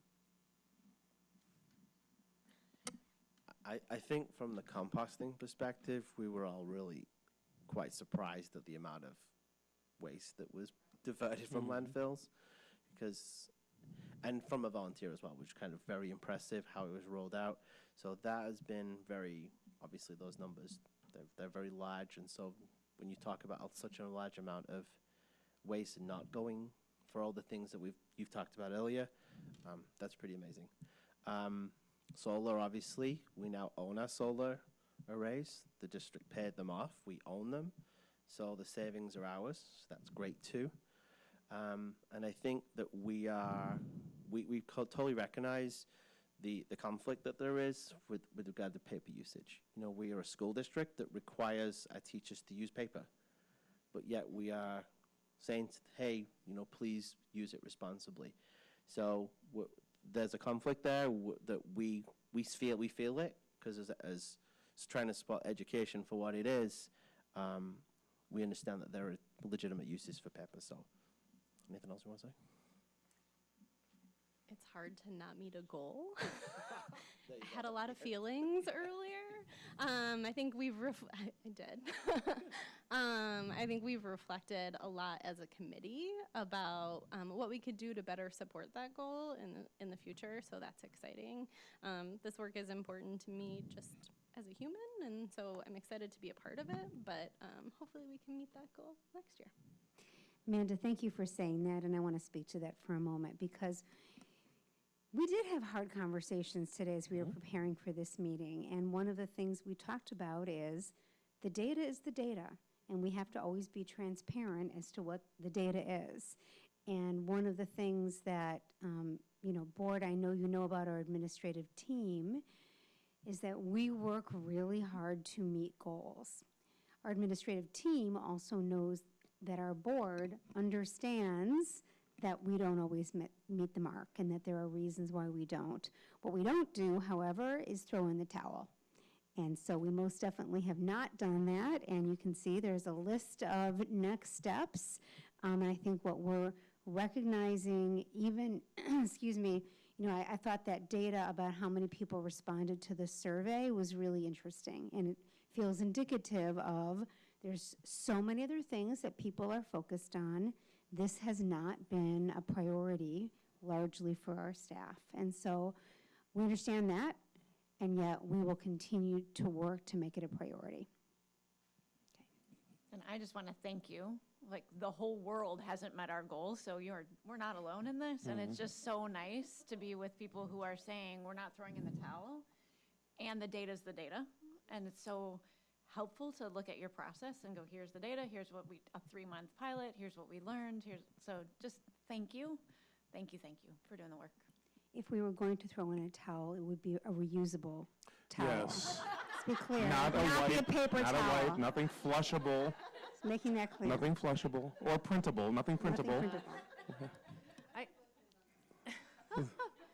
Well, and I want to highlight this nuance, which is we're always riding this knife edge of when we brought in Chromebooks, one of our commitments was that our students weren't going to be on the Chromebooks all day. Well, if they're not on the Chromebooks, they got to be on something. And so I think also just a very healthy recognition of this, there are polarities we're managing. We have to meet the needs of students who have different learning modalities, right, just from an instructional perspective. So, and I know you've thought about all of that, and I want to say that I would never want to see those things compromised in striving to meet a number. So that's something that the committee has definitely talked about a lot, right? Like, it's still important for kids to learn how to cut with scissors, and they do that with paper and things that they're cutting out. And it's important to have that balance between technology and all the other offline activities. And so that's kind of why we were looking at different ways to support both. Thank you very, very much.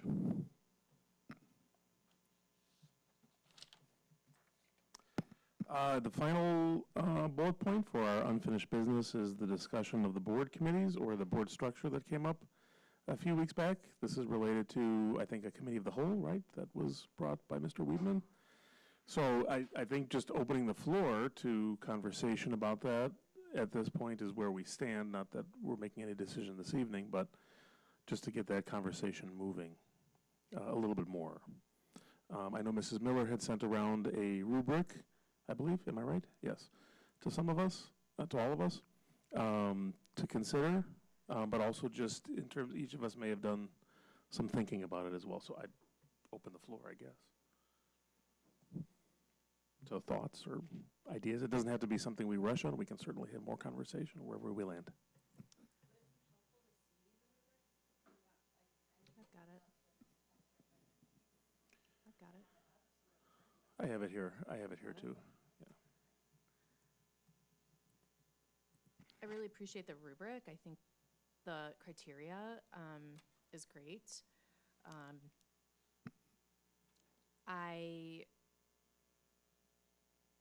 I would like to also just evaluate, I feel like the models feel pretty different from what we're doing now, and I would also like to make sure that we're not fixing anything that's not broken. So I would like us to also evaluate our current model with the tweak, the original tweak that Jim suggested, which would be to run our meetings like we do and have a quarterly finance committee focused meeting. And is it as simple as that? I don't want to overlook the simplicity of what Jim proposed. And was that, remind me, because you just said that was one of the initial recommendations was to have it quarterly, once per quarter. Finance is where you Yeah, just to had- have a deeper dive on finance to begin, just finance. Everything So we else kind of gets do pushed our off. action items and then spend Right. the rest of the time Yeah, digging into. so just looking at Chris's, timeline for this budget, right? In June, we discuss the budget, and he gives a tentative one. Well, maybe before the June meeting, like whatever the last one was in May, is we have a finance committee. So we see this information before he presents the budget, and we can ask our questions and have a deep dive into what he's looking at. And then when it comes to having the budget approved and everything else, we have a better understanding, and it's not a one-way conversation of Chris giving us the budget, and we're sitting here trying to absorb it all at once and trying to come up with questions, whereas if we have just a focused meeting on finance, the budget, or if it's a major purchase of something that we have to do, anything it can be grouped too, right? If there's stuff that, the strategic planning of what the financial implications are, that's gonna be on a budget over years, and financial projections could all be into that one meeting, instead of trying to absorb it, come up with questions, and then, we can have an open discussion about it. So it would be embedded into one of our existing meetings? Yeah. Okay. So we met 2 weeks ago, that last meeting in May. Could have been. Could have been a finance committee meeting. Okay. And we adopt this in September. So before that September meeting, that one before would probably be more focused on finance, so we could have an open discussion and ask questions, and we can have a little bit deeper dive into it. My goal would be to have everybody well-versed in the finances of the district, so that we all understand it. We lost Jason, who was good with numbers. I'm not gonna be here forever either, but, we need those people that, everybody needs to understand how our finances look going into the future and how we get our money. We have 2 new board members on. I'm sure school finance is the very small part of what they have in knowledge of how things are done, and they need to grow that, and we need to foster that for them. And by having more regular meetings on finance would, I think, help foster that type of growth in everybody on the board.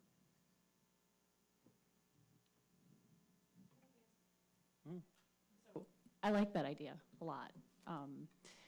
And I know that there's a lot to consider in terms of how this will look with the committees. Just a question, Jim, for you in terms of adding that to a regular board meeting. I have not been through the process before of discussing this, so I'm just curious, how much time would be required for that? And is it a lot to put into an existing board meeting as opposed to having all on board for the quarterly idea, but could it be a separate meeting, or would it need to be part of an existing meeting? I don't think it needs to be a separate meeting. The timeframe, I would think, unless we're really deep into some topic, would probably be, you'd be out of there probably under 3 hours. And probably most times it'll be because we're not, this meeting tonight without all the presentations is 20 minutes, right? So you're talking about being able to have conversation for a good hour, hour and a half, strictly on finances and trying to get all the questions you have of, what gets done in the capital budget? What's our capital plan for the next 5 years? How much is going into the education part from wherever? Where are we getting what is EBF, right? If you don't know anything about school financing, EBF is a foreign language, and how it works out. And it's all based on each child and what their needs are and formula that they come up with. So those are the things that I think is important for everybody that sits on this table to understand. So that when you ask Chris, or Chris gets asked the question, he kind of has an idea what you already know and can fill in the gaps. So I want to just go back. Chrissy, Model 2 is Jim's, or that was my intent. So I'm wondering if I misrepresented it. Oh, when I saw committee of the whole, I thought it was more than just what Jim had proposed. So I just want to clarify, there's 3 models, and I wasn't advocating for any of them, so I just want to be clear about that. But Jim, I'm curious, in terms of, do you envision it in this setup or in a more informal setup? And Probably, we don't have to be sitting so far apart. We could have a square table and have this discussion.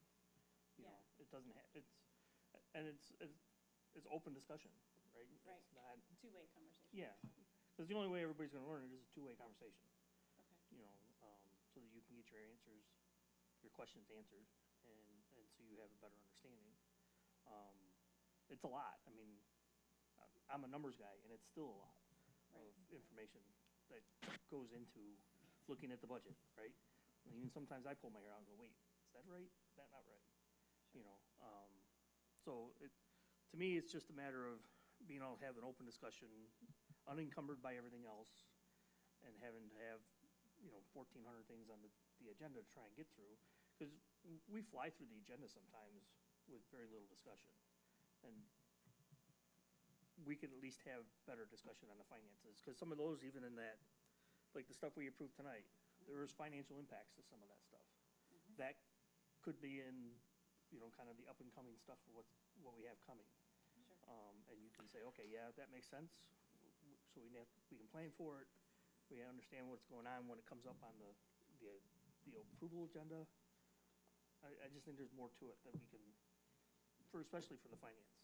I don't know if we have to go to I think quarterly would work for now. And we can see how that works. And if it seems like it's something we want to expand, I think that's something we could do in the future. It also sounds to me like it could be, we could intentionally build the agenda differently for some of those meetings, right? Like use that tool as the vehicle. So even if we wanted to do it more than quarterly, and I'm sensitive, I was going to build on what Maureen said, I'm sensitive to the time of the board meetings. When you and I were first, like a while ago, some of the board meetings would go for a long period of time. I have no interest in doing that for our staff members or us. No, you run out of bandwidth. You run out of bandwidth. By the time you start hitting close to 9 o'clock, your learning tends to stop. But if we build the agenda intentionally and we can respect staff time and our time, then, if one meeting has a couple of agenda items at the front end that need to be, tagged off on by us, so if by, 6:30 we finish our voting items, and then tonight we would go from 6:30 to 8 as a more in-depth financial discussion, if we intentionally built the agenda for that, and still keep our 2 meetings a month, I think that would be, we could go to more than quarterly potentially if we have that, something's coming down the pike that we want to look at. Yep. Right? That makes more sense to me than I think I initially understood it a few weeks ago, and maybe I just wasn't thinking about it right, but what Maureen asked got me thinking about maybe using the agenda tool as, okay, we're going to do 15 minutes of what we need to vote on that is pretty straightforward, and then we will consecrate the rest of the time to financial discussion, or whatever it might be. Yep. Yeah. I like the idea of, what if we kind of played off of our Resource Conservation Committee and tried it for 6 months and then reevaluate it 6 months to see how it's how it actually plays out with staff time and our time, and are we building capacity? And I would just add, I would love for it to be like the idea of quarterly, but I'm wondering if we can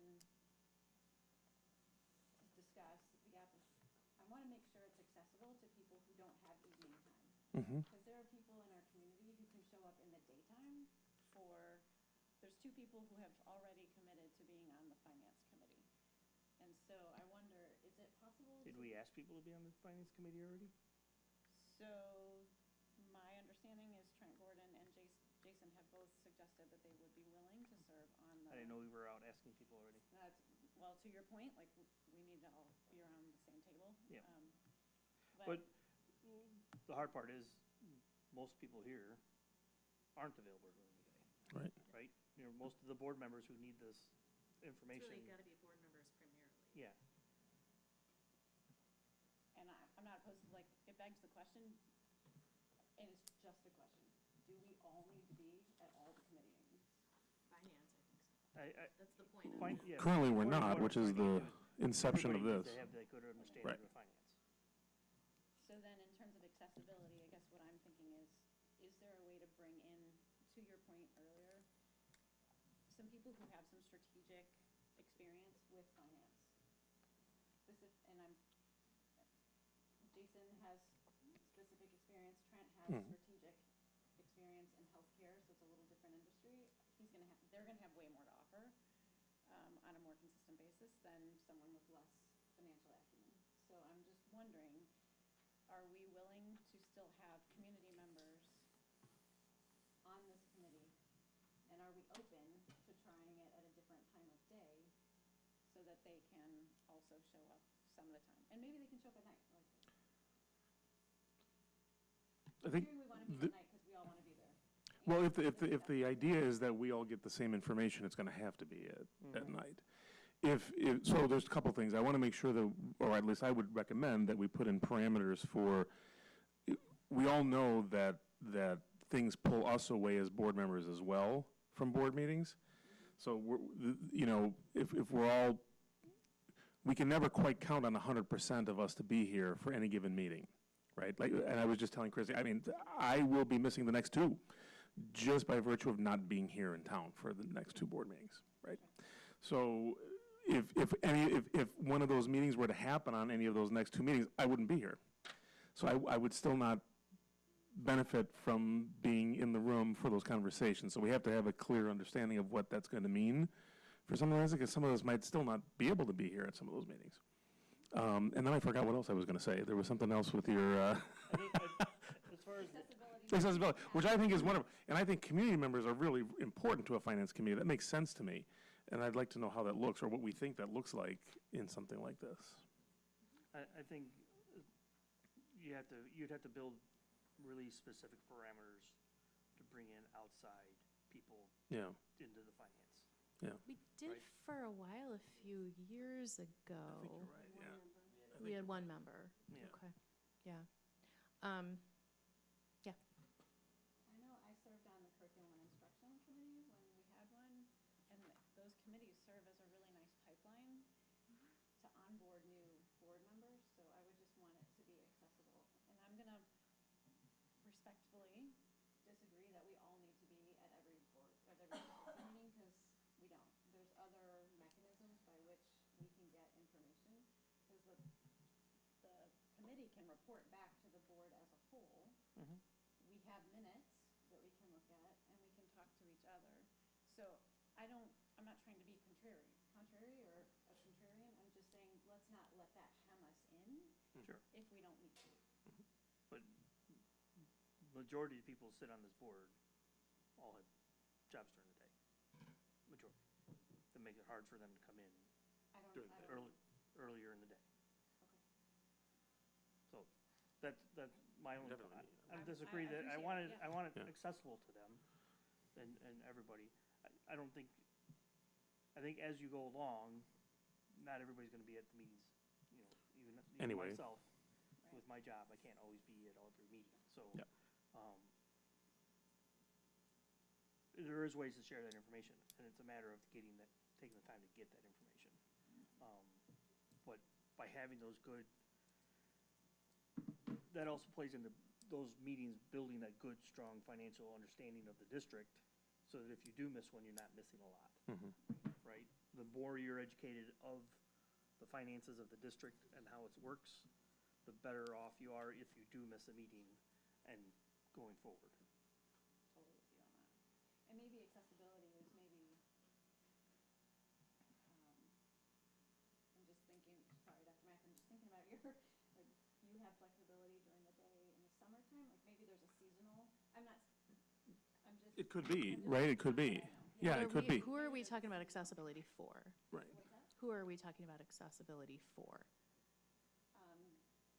People who have interest in serving our community and more strategic professional experience with finance, that we could bring in accessibility to include them because they have something of value to add, but also accessibility to create a pipeline to build capacity of our board over time.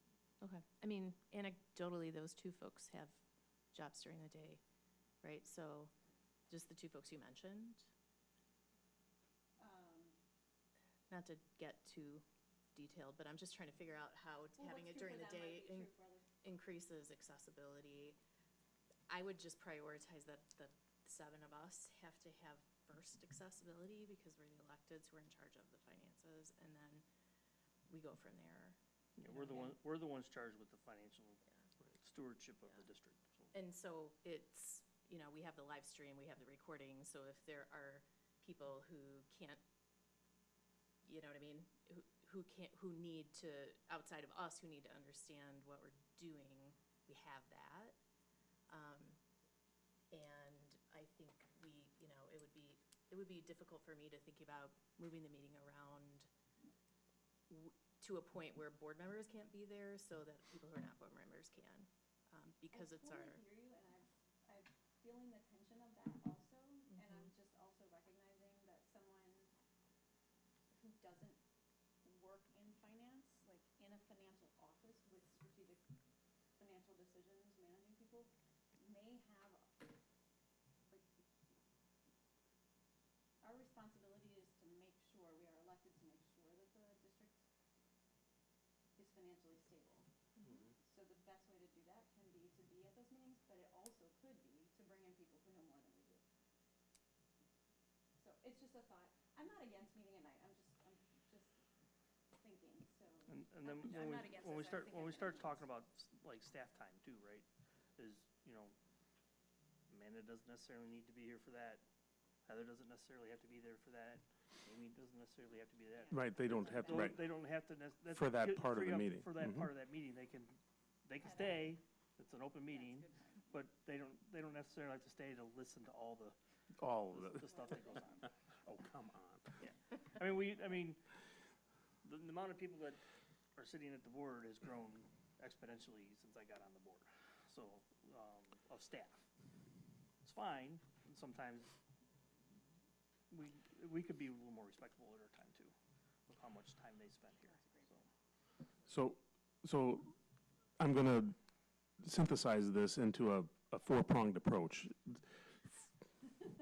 Just 4? Just for next steps, right? So number one, so just so make sure that I got 3 big things from everybody for the most part.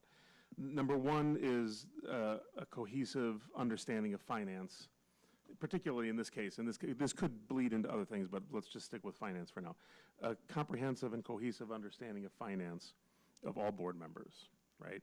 That's number one to that. Number 2, the theme out there is, for now, to prioritize board members. And this goes into then Mrs. Miller's suggestion of maybe a 6-month trial period and a reevaluation of it at the end of that 6 months, right, and see what works and what didn't. And then the 4th prong, or the 4th item there, is using the agenda creation. Sorry, number 1 was understanding of finance. Number 2 was prioritizing the board. 3 was the 6-month trial period and reevaluation. And then 4th is creating the agenda to allow for this to occur, and using that tool so that we're not scrambling to figure out where to fit this, to try it out. Now the summer is going to be a little little bit wonky for most people, I think, so I don't know if we want to start this, with the regular beginning of the school year, so the August meeting. I would, I'm already going to violate, like I said, I won't be here for the next two, but that's immaterial, I guess. But yeah, my only thing is, a 6-month trial period is 2 meetings. Yeah, it could be longer. Maybe we try it for the next year. Next school, fine. Next school year, and then gives us a quarterly one. Yep, and see what yep. That's fine. So I was taking notes too regarding how to operationalize this. And I think it would not be difficult for us to schedule these quarterly. I think we would want to schedule them on months where we have 2 meetings, right, already. So August is not one of those months. We've already booked up August. It's already a pretty robust meeting, I think. We'll be talking about those in a moment. But my point is that's what will typically happen, right, on those months where we have only 1 meeting. So I think it'll be pretty easy for us to sit down and figure out what the cadence would be. And then we can keep our student presentations away from those meetings, and we wouldn't have students at the table at those meetings. We'd keep majority of our presentations away from them. I say majority because you just never know what's going to pop up, right, that we have to share. But certainly the ones that we plan for ahead of time wouldn't be on those meetings. So I'm hearing that there would no longer be a finance committee that meets at 5 p.m. because this would take the place of that, right? Okay, and then I don't know that this has to be decided right now, but something the board would want to think about is regarding streaming. So do we just do action items first and then stop streaming, although it's still an open meeting, right? So anybody who wants to come to the meeting can come, but maybe no longer streaming it, especially if board you want to change how you're sitting and all of that, or you can decide that we can continue streaming those. So I guess maybe think about that. Any comments about that before I go into one more topic? Yes. I'm actually thinking about Susan. Is there any, can we just make this visual so we're all on the same page? Yeah. John, I just put it in the folder. Can you see if you can open it? If you scroll all the way down to the blank rubric.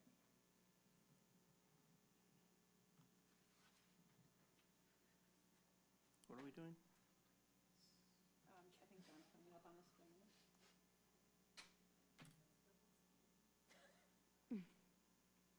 So positive.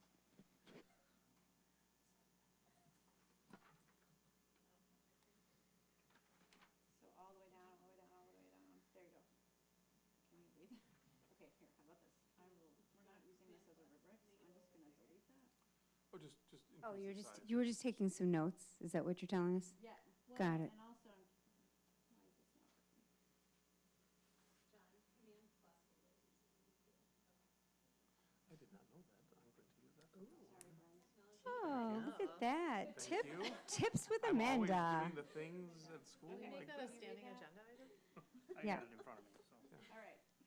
Shortcuts So by Ms. Pell. is this what we're saying? It's a cohesive understanding of all board members. We want to make sure we do it on a trial basis to assess. We're going to use the agenda as a tool to, I said manage time, did I get that right? Mm-hmm. And then we're prioritizing board attendance. Is that right? Correct? And when we operationalize it, did I catch this? Yep. Did I get Yeah. everything? Yes. And so Yep. we- Yeah, I mean, I'm not suggesting that we don't stream them. I just think that's something the board will want to decide ahead of time. And then the one last thing I wanted to mention was this conversation came out of last month's meeting where the topic was committees because the board needed to reorganize into committees. So just bringing us back to the truth. So, so you're welcome. So we will not need a finance committee, but we do still need a policy committee. So we're going to need to know who's on the policy committee. And by the way, there's a policy committee meeting in the next we have a board meeting. What was your question? Who's going to be on the policy committee? Okay, so Christy will continue to be, you will be, Yes, Maureen will be, I don't know what, yeah, Maureen will be. Who, do we need a third? And I like to attend them as I can. Okay. Yeah, there's always been open. Yeah. Yeah, but those two, at least those two stand. Okay. Okay. I'll just say it will be helpful if we could have a third person, because when somebody's absent, then if there's only two, we'll have one person at the policy committee meeting, which is not great. So maybe think about it. I'm willing to be a third, given that equity may not have as many meetings next year. Okay. Okay, thank you. That'll be great. I'm going to just throw something out to, as we were thinking about policy, sorry, Amy, but we used to have a curriculum instruction committee that met during the day, super helpful, and it's something, student performance. We've gotten so much data. I know I'm really wanting to dive deeper, but not take tons of regular board meeting time, so just floating the idea of what if we had a student curriculum instruction, something type of committee so that we can dive into the data on student performance. So do we have board members who were a part of why it was disbanded? I don't remember. Okay. I don't remember why that went away. I'm pretty sure it was because it was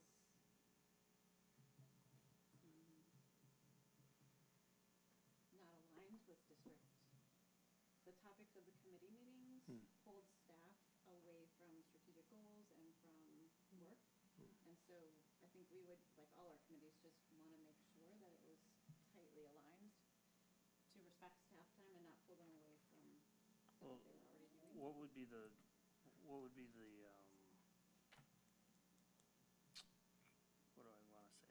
The goal or the focus for board members to be on that committee? I mean, we get information on curriculum, we get from on regular updates, we get student performance updates every year. What would we be diving into, and what would be the purpose of diving into it? Is it for us to try and make suggested changes to the curriculum? Or what, so walk me through what the purpose of that committee would be, that it would be a board committee and not something that would be in-house with the district? What board work would be getting done? Well, number one, it would, okay, so full disclosure, I'm speaking for somebody else right now. So, full disclosure, I'm bringing this to the table to honor someone who's absent tonight, a board member who's absent. So, with that, I don't have an answer to that. I would guess that it has to do with our primary goal, which is to define what the means are and then communicate progress back to the community about student progress. But that's my guess. I don't know. I'm not sure that that's board work, I guess. And maybe that's like this venue and like sort of what Mrs. Gluck brings to me is the way that we would get that information and distribute it to the community. I think we have, like, I see that as a district responsibility. But for curriculum, I'm not sure what we would be like additive to, you know what I mean? To the work that's being done in the district. Or how we would like add value to that, you know? I don't know. It was just a thought.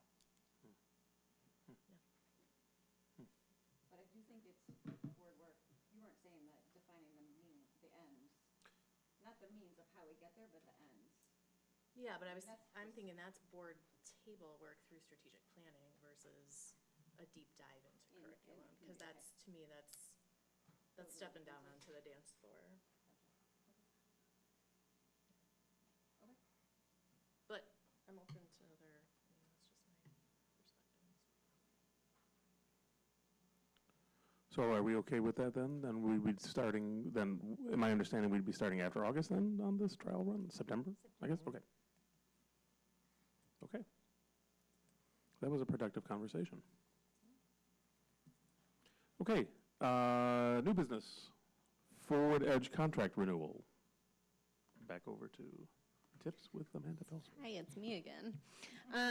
So we have 2 contracts with Forward Edge. They are our managed service provider for network support, and they also are we also have a cybersecurity contract with them.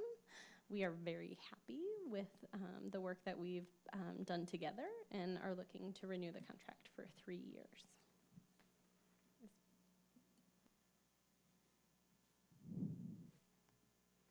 Okay, any questions from the board? All right. Topics for future agenda items. Well, I had a schedule, but it might be about to change. Okay, well, at the beginning of it doesn't. So June 18th, let me start by saying location TBA, because during the little cake break fueled by some sugar, some people started having some creative problem solving around about whether or not we might be able to have the meeting here in this room. So we'll see, and we'll let you know if we're going to be here at GMS or somewhere else. We are having a 5 o'clock policy committee meeting, so Christy Braden, Christy Miller, and Maureen, will see you there, and anyone else who'd like to come, we'll have that 5 o'clock policy committee meeting. So obviously we'll be talking about policies on June 18th.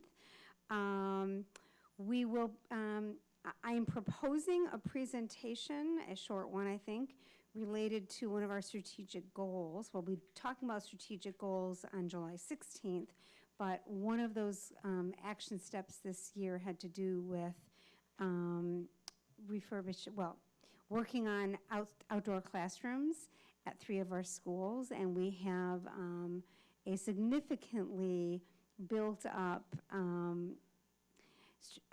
outdoor classroom at Park now, and so we'd like to be able to highlight that through a presentation.